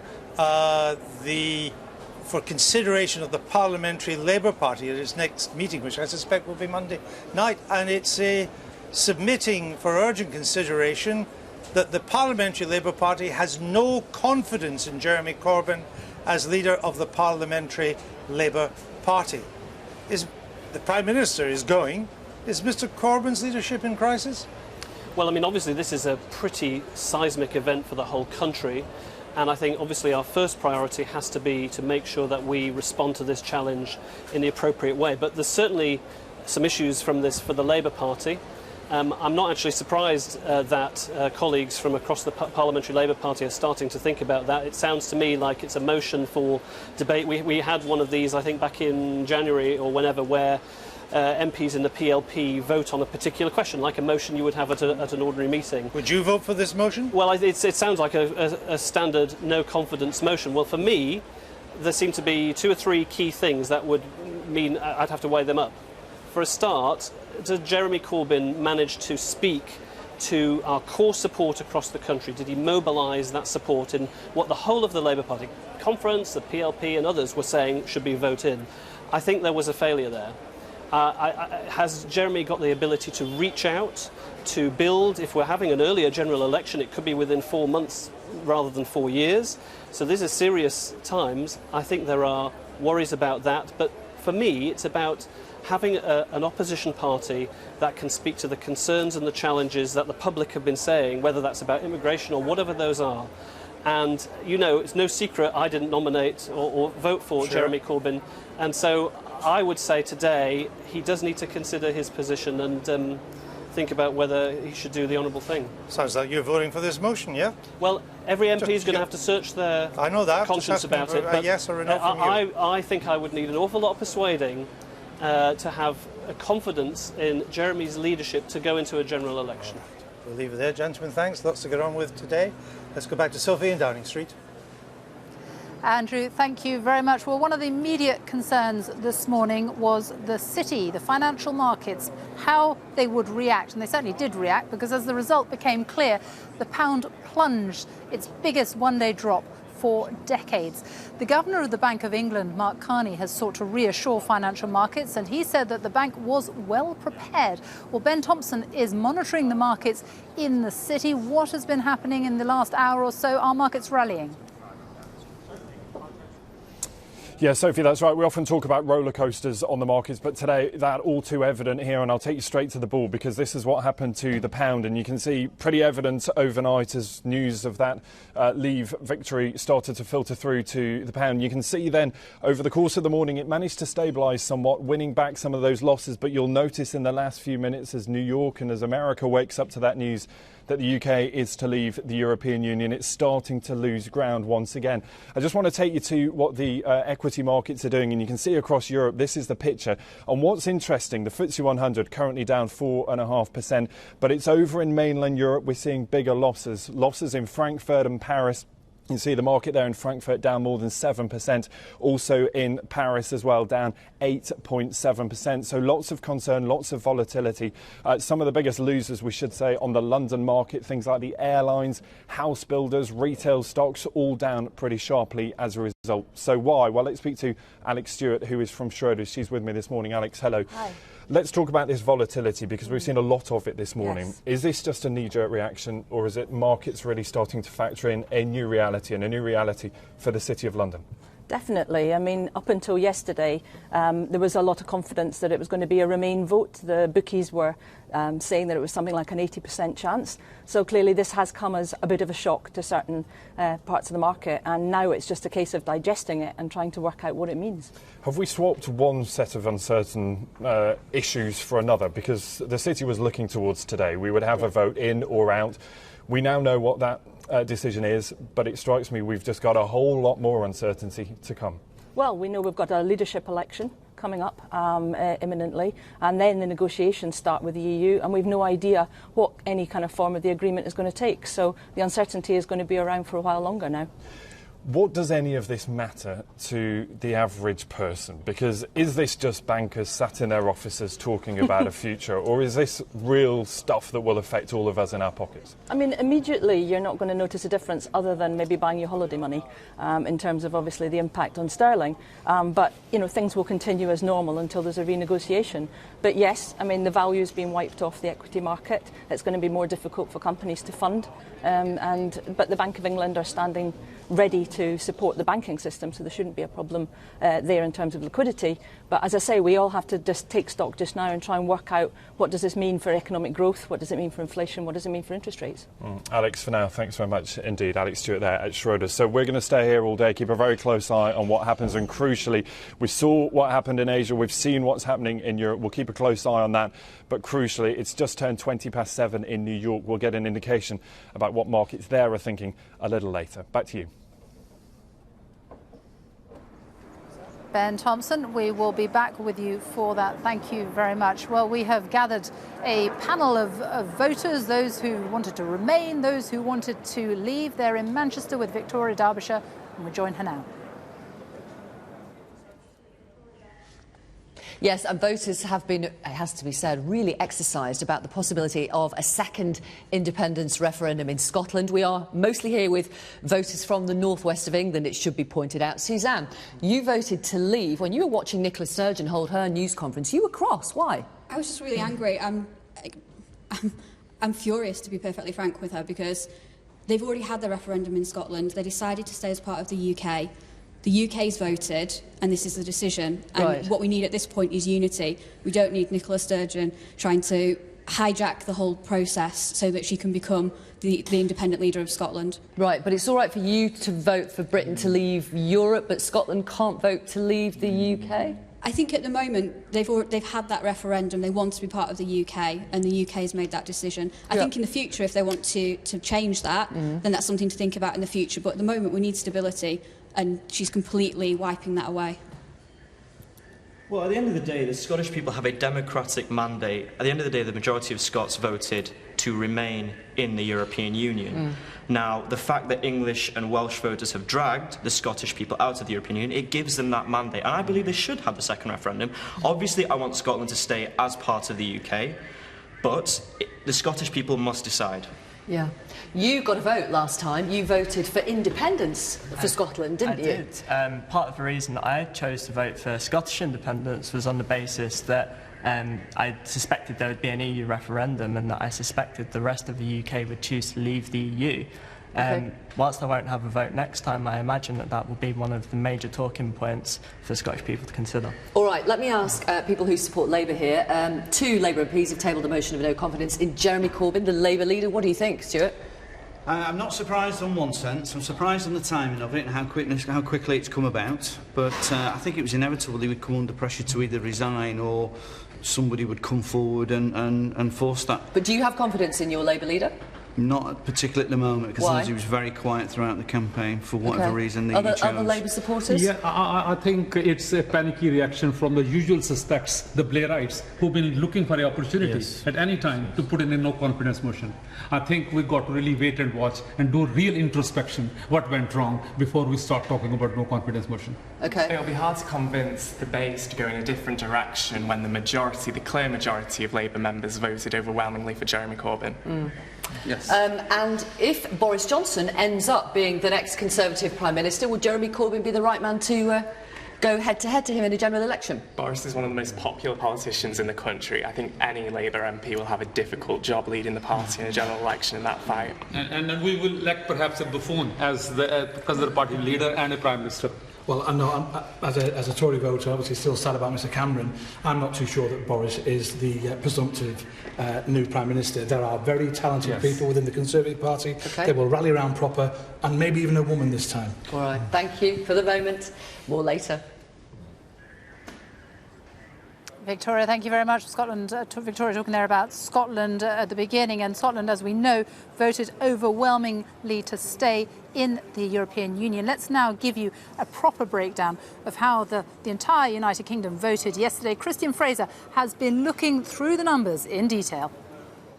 Let's take a look at those numbers then in greater detail. We'll start with England, shall we? Over 28 million votes cast on Thursday. Turnout 73%. They did think a high turnout would be good for Remain. Well, that's the highest turnout since 1992 in a nationwide vote. The margin of victory, 6 points for Leave. The pollsters, the City, the bookies, they all got it wrong because they didn't understand what was going on in rural England and in these key Labour supporting areas in the north and northwest of the country. The maroon bits of yellow, Liverpool, Manchester, Leeds, York, Harrogate, more affluent areas of Yorkshire, of course, and Newcastle, but only by the slenderest of margins. London, as we said, almost wholly voting for Remain, but not all parts of the south. Some key areas in Kent there in blue. Let's have a look at Scotland. Very different picture, of course. All 32 authorities voting for Remain. 2.7 million people voted in Scotland, so the turnout lower than the UK average. Voter fatigue? Possibly. They've had 4 elections in Scotland in under 2 years. But you can see the result is overwhelming. 62% for Remain against 38%. Edinburgh, 74% in favour of Remain. And that is what is opening up this debate again about a Scotland independence vote. Similar story and picture in Northern Ireland. 790,000 people voting in Northern Ireland. Turnout slightly lower than the UK average. But look at this, all the yellow areas around the border regions. 3 out of 4 areas in Belfast voting for Remain. In Wales, big turnout, but only 5 of the 22 areas voting for Remain. Cardiff, yes. Swansea, no. Areas like Merthyr Tydfil, Newport, Caerphilly, big Labour areas all going for Leave. In fact, let me show you the key Leave supporting areas in the country. 2 of them in Lincolnshire at the top of the pile. So here you go, Boston, South Holland in Lincolnshire, Castle Point in Essex, Thurrock and Great Yarmouth, big UKIP supporting areas. Top 5 remaining, no surprise, Gibraltar there at the top, almost overwhelmingly in favour of Remain. Lambeth, Hackney and Haringey, the London boroughs, foil there in Northern Ireland. Remember, you can check all the results on our website, bbc.co.uk/news. Christian Fraser, thank you very much. We are going to Burnley in Lancashire now. Our correspondent Ed Thomas is there. He's been gauging reaction to the referendum result. He's at a hairdresser's. Ed. Yeah, Sophie, 2 out of 3 people here in Burnley voted to get out of the European Union. Speak to people in this town today. They use words like celebration, time for a party, we've got our power back. This is a town shaped by immigration. Some of the most deprived areas in the country are right here in Burnley, and passions were running high here, and none less so than here in this hairdressers. Every single person in here voted. Michael, very quickly, how are you feeling today? You voted out, didn't you? I voted out. I feel quite pleased about it, although I didn't expect it. I certainly didn't think we would win. But what was it that drove you to vote out? Well, because I've never been a lover of the European Union, in the sense I always feel that I need to be able to vote for an MP, and if I don't want it, I can kick him out. There's no democracy. They're unelected people that run it, and the MEPs really are just a floor show. and I feel that we're better off being run by our own people, and was what we always have been. Okay, thank you, Michael. Okay. Thanks for talking to us. Further down here, a very different feeling. Hillary, what are your thoughts today? I'm just worried that about the economy and jobs and terrorists, that we won't get information. Uncertainty. Yeah, that's it. Okay. Is that all right? Yeah, thank you, Hillary. Let you get back to getting your hair cut. Hillary is in the minority, though. Stacey, very quickly, 1 second. What were your emotions when you woke up this morning? I was shocked at first because I honestly didn't think that we'd actually be out, but in a way I'm very happy. I think we can take back our control, and hopefully the NHS will pick up. I hope they live up to what they've said they're going to do, really, and that's like improve everything that we've got to do. And is that what you were thinking when you voted for Brexit? Were you thinking of the NHS? Yes, were I you was. thinking of immigration? Yes, I was, yeah. I have a lot of dealings with the NHS. Member of the family will be there throughout the whole of their lives. So, yeah, it makes a massive difference to me. Like, I know what Nigel Farage said this morning, that basically told a lie, but it's got to be better than what it is now. So. Okay. All right, Stacey. Everyone else, thank you very much for speaking to us. A loud and a clear message here from the majority of people in Burnley, across East Lancashire as well. They are happy with the UK voting out of the European Union. Ed Thomas in Burnley, thank you. The time is 12:30. You're watching a BBC News special following the EU referendum. Let's go now to my colleague Joanna Gosling in the BBC Newsroom. After more than 40 years, the UK is to end its membership of the European Union. The decision has been decisive, with the Leave campaign securing its victory by a margin of more than 1 million votes. The Prime Minister, David Cameron, has said he will step down, and a new Prime Minister will be in place within months. In total, 17.4 million people voted for the UK to leave the EU. That compares with the 16.1 million voters who backed Remain. Turnout was 72%, which is the highest level in a nationwide ballot in the UK since 1992. As the UK woke up to the news that it is to exit the European Union, Leave campaigners began celebrating. UKIP's leader Nigel Farage led those in Westminster, saying June the 23rd should now be regarded as Britain's Independence Day. Those from the Remain camp described the result as a catastrophe. Supporters of Remain consoled each other as the campaign received lower than expected support across swathes of England, including the Midlands and the North. Speaking outside Downing Street, David Cameron said he will resign as Prime Minister with a new leader appointed by October. I think the country requires fresh leadership to take it in this direction. I will do everything I can as Prime Minister to steady the ship over the coming weeks and months. But I do not think it would be right for me to try to be the captain that steers our country to its next destination. This is not a decision I've taken lightly, but I do believe it's in the national interest to have a period of stability and then the new leadership required. There is no need for a precise timetable today, but in my view, we should aim to have a new Prime Minister in place by the start of the Conservative Party conference in October. One of the politicians who led the campaign to leave, the former Mayor of London, Boris Johnson, paid tribute to David Cameron as one of the most extraordinary politicians of our age. Mr Johnson also said that in the future, Britain would benefit from the vote to leave. There is simply no need in the 21st century to be part of a federal system of government based in Brussels that is imitated nowhere else on earth. It was a noble idea for its time. It is no longer right for this country.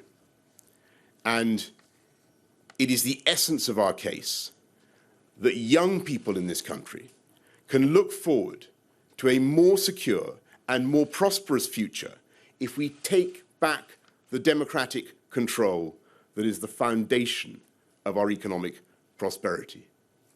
I believe we now have a glorious opportunity. We can pass our laws and set our taxes entirely according to the needs of the UK economy. We can control our own borders in a way that is not discriminatory, but fair and balanced. and take the wind out of the sails of the extremists and those who would play politics with immigration. More than 62% of people in Scotland voted to stay in the EU. The First Minister of Scotland, Nicola Sturgeon, says that meant the option of a second referendum was on the table.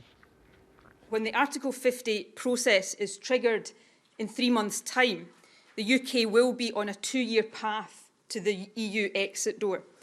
If Parliament judges that a second referendum is the best or only way to protect our place in Europe, it must have the option to hold one within that timescale. That means we must act now to protect that position. I can therefore confirm today that in order to protect that position, we will begin to prepare the legislation that would be required to enable a new independence referendum to take place if and when Parliament so decides. Well, the political ramifications have extended to the Labour Party as well. 2 of its MPs have submitted a motion of no confidence in their leader. Jeremy Corbyn is criticised for his handling of the referendum campaign by Margaret Hodge and Anne Coffey. They've written to the chairman of the Parliamentary Labour Party. Their motion has no formal force, but it calls for a discussion at the next meeting of the Parliamentary Labour Party on Monday. If accepted, it would be followed by a secret ballot of Labour MPs next Tuesday. In the past hour, the US presidential hopeful Donald Trump has given his reaction. Speaking at the opening of his Turnberry Golf Resort in Ayrshire, he said the US and Britain will continue to be close allies. I don't know, first call or second call, there'll be a very powerful call. It's going to be a great relationship. There'll be great allies. They always have been. And I think zero will change on that score. There's never been a better ally, and I think nothing will change. European leaders have called for stability in the coming months. The President of the European Council, Donald Tusk, said the other 27 countries in the EU were determined to remain united. The German Foreign Minister, Frank-Walter Steinmeier, called it a sad day for Europe and Britain.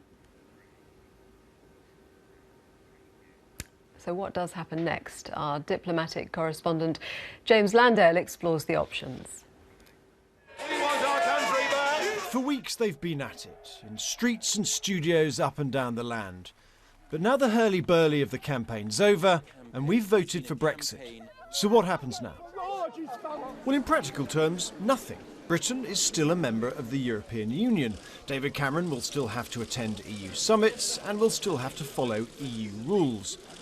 But there'll be lots to discuss. Under the rules set out in the Lisbon Treaty, Britain will have at least a couple of years to negotiate 2 things. The terms of our withdrawal, such as the rights of EU citizens in the UK and half-used EU budgets, and then our future trade relationship with the EU, in particular, whether the UK remains in the single market. The procedure for leaving the European Union is quite a long one. It's laid down in Article 50 of the Lisbon Treaty of 2008, and that provides for a period of up to 2 years in which there'll be a negotiation between Britain and the other 27 on how we leave. Those negotiations will not necessarily be on Britain's future relationship with the European Union. That would require a trade agreement. This is a withdrawal agreement. It will deal with technical matters. And even once a deal is done with the EU, it will still have to win the approval of largely pro-EU MPs and peers in a process that some fear could last years. And then there'll be even more trade deals to hammer out with non-EU countries. There's a very long parliamentary process ahead. I think one of the other things is lots of things that haven't been issues in British politics are going to become issues again because those powers have returned from Brussels.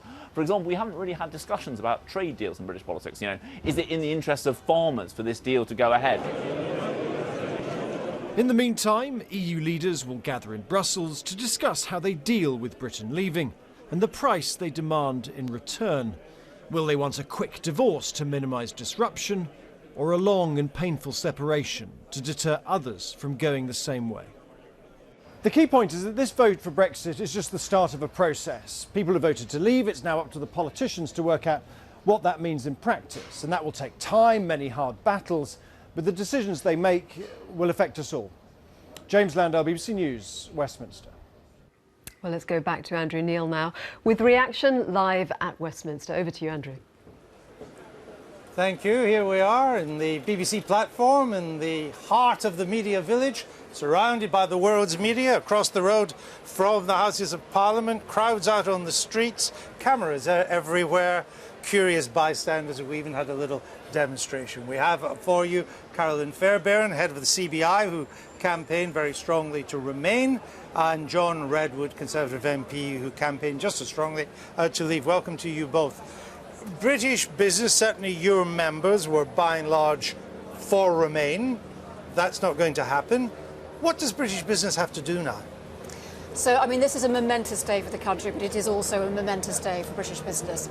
As you say, this is not the outcome that they wanted, but they respect the decision and they will they're standing ready to do what they can to make it work. You know, British business is resilient. It understands change. It can adapt. What they want is as much certainty as is possible. And I think some of the things we've seen this morning in terms of the Bank of England and the Prime Minister's announcement of a timetable has really helped. But they now want to see action around certainty, and they want to see real engagement on putting together a negotiating agenda that will work for British business. Do you think it is still possible to have largely the access to the single market that we have at the moment, but not to be in the EU?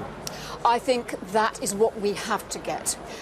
It's challenging. We know that. There isn't a model that delivers that without free movement of labour. And I think that is the conversation that we now need to have. And again, business that I think at a sector by sector and region by region level is just ready to engage with that, to set out what its priorities are. But access to the single market is absolutely at the top of the list. John Redwood, given the importance that immigration seems to have played in this referendum, particularly with Labour voters in the Midlands and in the North, it would surely be inconceivable that in the negotiations the British government would agree to free movement being the price of continued access to the single market. So we won't get continued full access to the single market. Well, who knows? I mean, you're certainly right that the sacred flame of the public will includes us having our own immigration controls and reducing the numbers coming to low-paid jobs from the continent of Europe, and that isn't negotiable. And not paying contributions is very central because we wish to spend that money on our own jobs and our own priorities.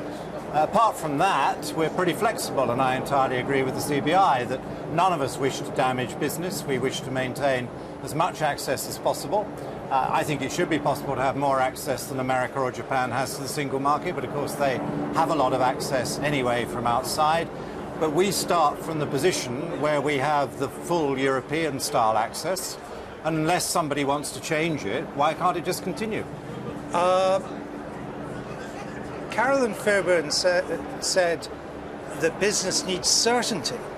If you're not going to trigger our exit process for quite some time, certainly not before the autumn, I've heard talk that it may even not be till next year, and then you have a 2-year negotiation process, that uncertainty is the one thing you can't deliver.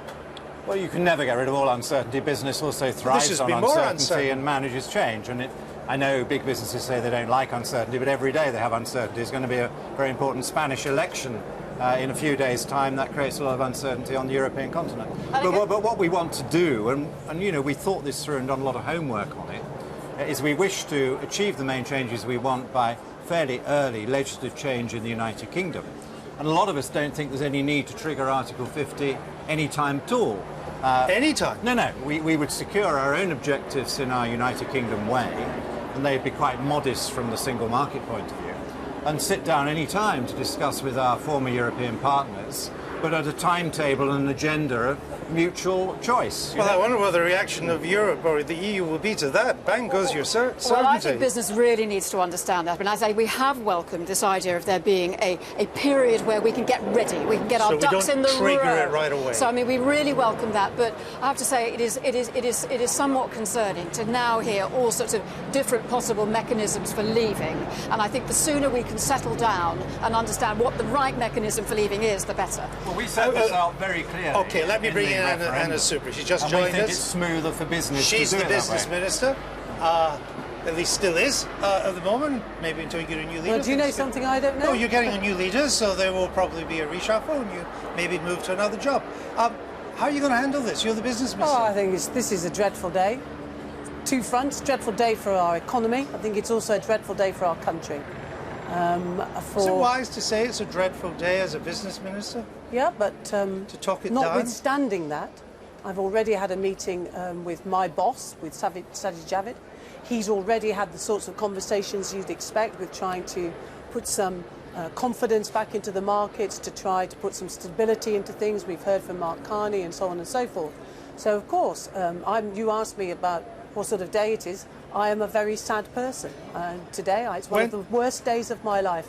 To find my country leaving the EU, something I have always believed in, and then to see the loss of my Prime Minister. I understand that, but we've had the referendum and you lost it. Exactly. So let's try and look forward. And now when would you like to see the Article 50 of the Lisbon Treaty, which begins the exit process? It's a 2-year process, but the clock ticks when you press that button. Exactly right. When? I don't know the answer to that question. It would be silly of me to say that I do. I think what has happened now is that the country's made a decision, that people who have responsibility for that decision, who may well end up leading my party, we know that the Prime Minister said we won't trigger it until after we have a new leader. And so it's for that new leadership to now take responsibility for the campaign and going forward. John Redwood, and then I'll come back and very I find briefly. it quite astonishing, if I may say, because we said this. We were accused of saying that this was all Project Fear. Project Fear is now turned into Project Reality, and there is no plan. But we are where we are. We have to move forward, and we have to unite as you also say, we as are a country. Where we are. When do you think we'll actually leave the EU? Well, I think we will secure our objectives within the year if we proceed on the route I'm talking about. But when will we leave? Our objective is to have a wide range of collaborations, plenty of trade, plenty of investment. But when will we leave? Not to damage business. Well, an awful lot of other countries around the world. No, hold on. Ignore Anna Soubry's heckling and just answer my question. When do you think we'll leave? Well, I've just told you that there's not one single act of leaving. I think we should move quickly to secure the objectives on our borders and our contributions, and we will discuss with the others, and they will have an influence on the timetable. So we don't know yet. But we've also said, Vote Leave also made very clear we wanted senior business people to be part of the top negotiating team because we think they have strengths and we want to work with them. It would be quite remarkable if they weren't, very briefly. I share Anna Soubry's sadness, but I think that we can give a more reassuring message than that. Business is good at getting on with things. Very well, we shall leave it. We need to get on with things too. We'll just leave them talking there. Let's go to Victoria, Derbyshire in Manchester.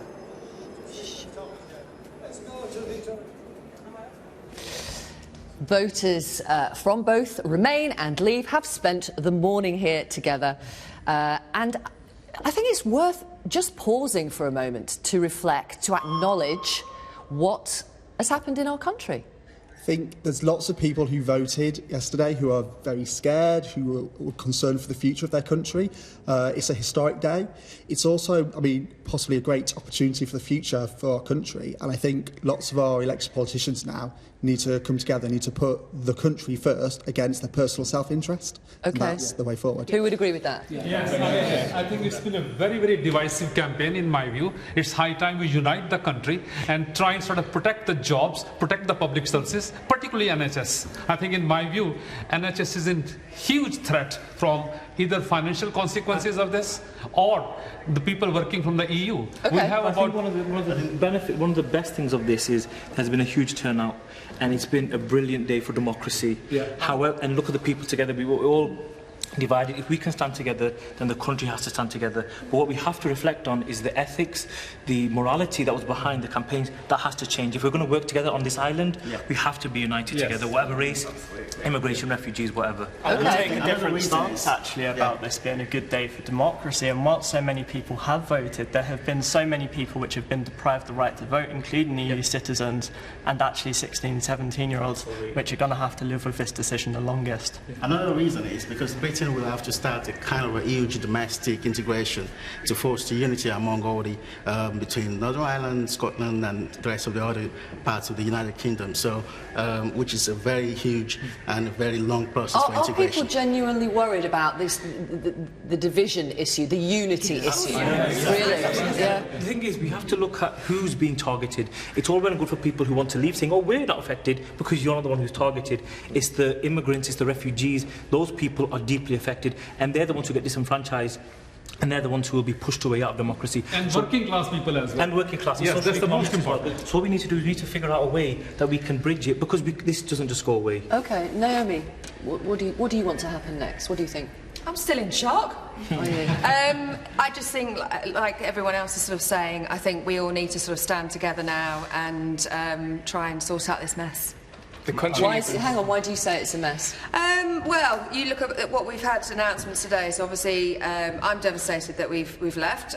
David Cameron, I'm not a huge fan of him, but he's sort of standing down as Prime Minister. Potentially we're going to have Boris the buffoon. And, you know, obviously Nicola Sturgeon is now saying that she wants to break apart from the UK, which I think is a really sad thing. But I do, you know, appreciate some of the things that she does have some points. Right. When Boris Johnson said at his news conference how sad he was that David Cameron had to step down, what did you think? So we've got leave and remain here. Nobody believes in what he said. I think he's been very, very opportunistic about this entire campaign. And I think, you know, the remarks he's made, the people he's sided and shared platforms with, you know, for me, I don't think he really honestly means that. OK, I want to hang on. Yes. Let's put the politicians aside for one moment. Okay. Do you admire the way your family, your friends, the people you work with have argued, debated over the last few months? Absolutely. I think it's the first time anybody's had a straight yes and no, because normal elections, it's about different political persuasions, isn't it? This was supposedly outside of politics. It was about a yes or no about the EU. So it was a clear yes or no. And my concern now is yes, we've got the results, but we can't have a period where nobody makes any decisions till they decide who's going to be the next Prime Minister, if there's going to be an election, if there's going to be a new Labour leader. You've got all of that, but the country's still got to run, hasn't it, in that period? We have to move forward from today. The country's decided, we've made the decision. I was for Remain, you for Remain, most of the country was for Leave, but today we're all British and we all need to move forward to ensure that the right result happens. Well, there's the wisdom of Solomon for you. Yes. Yeah. The young man as well. Yeah, you know, this is a time for reflection, and what is nice about this is everybody here is talked a little bit more civilly from the last time we all met. Let's be honest about that. So, you know, a little bit more civil. So I think everybody's becoming as well. Okay. I'll agree with that, and I'll say I'll urge people to be calm, make rational decisions, and let a strong leader emerge who can lead the process of change. I want to thank you so much for your time this morning and your patience as well. Thank you very much. Really nice to see you all. Back to you. Thanks, Victoria. Now, 2 Labour MPs have submitted a motion of no confidence in Labour leader Jeremy Corbyn following the referendum result. Margaret Hodge and Anne Coffey confirmed the move in a letter to the chairman of the Parliamentary Labour Party. In the last few minutes, Margaret Hodge has been speaking to our deputy political editor, John Pinar. I think Jeremy Corbyn should resign as leader of the Labour Party. This was a test of leadership, the European referendum campaign. He started too late. He was very half-hearted in the leadership he gave to Labour under it, and that resulted in Labour voters feeling that they hadn't got a clear message and didn't know where the Labour Party stood. Well, we started the morning with the Prime Minister telling us he's resigning. Now we've got a challenge to the leader of the Labour Party. To review that and much more, we're joined by Trevor Kavanagh from The Sun and Polly Toynbee from The Guardian. Polly Toynbee, let me come to you first. Is Margaret Hodge right to do this, to put the Labour leadership now as a matter for dispute? Depends whether she's really got the backing and whether it's possible to put this into effect. I think what's not in doubt at all is what a lousy, rotten campaign the Labour leadership fought, Jeremy Corbyn fought. Underneath it, on the ground, Labour was the only force out there knocking door to door. There were virtually no Tories. I mean, Labour's ground force worked damned hard. Those who did or didn't agree with their leadership, they were on the door. But Jeremy Corbyn's half-hearted approach, frankly, just no leadership at all. I don't think it was even to do with his ambivalence. He simply emerged as somebody who didn't have the nous to seize a moment. This could have been Labour's great moment. They could have been the virtually united party, passionately pro-European, making the case, and it was completely lost. Trevor Kavanagh, yesterday, Downing Street during the day, from about mid-morning onwards, started briefing not just the media, but in cabinet ministers on Downing Street side, that they had won, that it was pretty much over, and that they had won pretty well. Not huge, but pretty well. What went wrong and why were they doing that? Well, they were relying on the polls of Andrew Cooper, who has a shady record on polling results. He's not alone in that, of course. But the amazing thing is that they swallowed it hook, line and sinker. But not only did they swallow it, so did the Brexit campaign. They were very down in the mouth as the polls closed last night. Nigel Farage effectively conceded defeat, and then he withdrew that. And then he did it again. And then he withdrew that. I went to bed. Then you made a victory speech. I snatched a couple of hours while everything was turning turtle. And when I woke up and nothing had changed. It'd have been totally different. So they were just misled by the polls. What went wrong from you? Because you're a big supporter of Remain. What went wrong? Just about everything. The Leave campaign had all the best tunes. It was very easy for them to look at the people who have been most harmed. In fact, ironically, by this government, by the cuts, by the austerity, by 1 million good council jobs lost, by huge cuts to tax credits, to all kinds of services locally. People feeling really disaffected were persuaded that foreigners were to blame. The foreigners in Europe, in Brussels, and the foreigners on their doorstep, new migrants. And that's a very easy, low kind of politics. It can be done in any country. If the soil is fertile enough, any disreputable politicians can use outsiders, race, foreigners, invaders to frighten people. Wasn't it also, though, a sense that the British people wanted to give the political elite a bit of a bashing? I think that's absolutely true. They've been brewing for a while, several years in fact, of feeling ignored or even betrayed. And it's not just here in Britain. It's not little England. This is not xenophobic Britain. This is happening right across Europe. And in fact, there is more cause for the sort of attitude that is being shown here in Britain in other countries, especially the southern part of Europe. Where do we go from here? I mean, this country now has to kind of work out what sort of nation it's going to be outside the EU. So the debate doesn't end, does it? The debate will go on painfully for years, for decades, and people will rewrite the history of this. Scotland will almost certainly be gone. Little England and Wales. It may have a referendum, but it may. I don't imagine they'll have a referendum till they're pretty sure of winning it this time. That's also probably true. So it may well be that Scotland's gone. Little England and Wales alone. I think, after all, 48% of people didn't want this to happen. There's only a 4% gap. I don't think it'll be long before a buyer's remorse switches that round a bit, enough for the country to feel very riven over whether this was a catastrophe or not. But we're not going to have another referendum. No, but it will be. Then who do you blame? Well, that's not for me to blame anybody. Just we have 1 minute. Is Boris Johnson unstoppable now as the next Prime Minister? I don't think he's unstoppable. He has to be the front runner, but I think anything could happen between now and October. At the moment, there are precious few other rivals. So I think he is a likely winner, but not necessarily. Might be a total outsider, like David Cameron was. I would put some money on Anna Soubry. Hot performance today and all through this campaign. A feisty lady, but not a Prime Minister. I think she'd be a good fiery opponent, somebody coming out from left field. Has to be someone field. who was in favour of Brexit. No, you've got somebody from the other party side of the wouldn't wear party. anyone else. It's going to be a long, hot summer, isn't it? It certainly is. It's going to be appalling. It's going to be... It's going to be wonderful. He's smiling and you look appalled, as you said. Anyway, we'll let you get on. We thank you both. And that's it from us here on the Day of the British People. Gave the British establishment the biggest bloody nose in living memory. Perhaps in British history. It has already cost the Prime Minister his job, and Jeremy Corbyn now faces a motion of no confidence. The British government now has to negotiate the terms of the divorce, and Britain has to decide what kind of country it's going to be outside the EU. Bye-bye.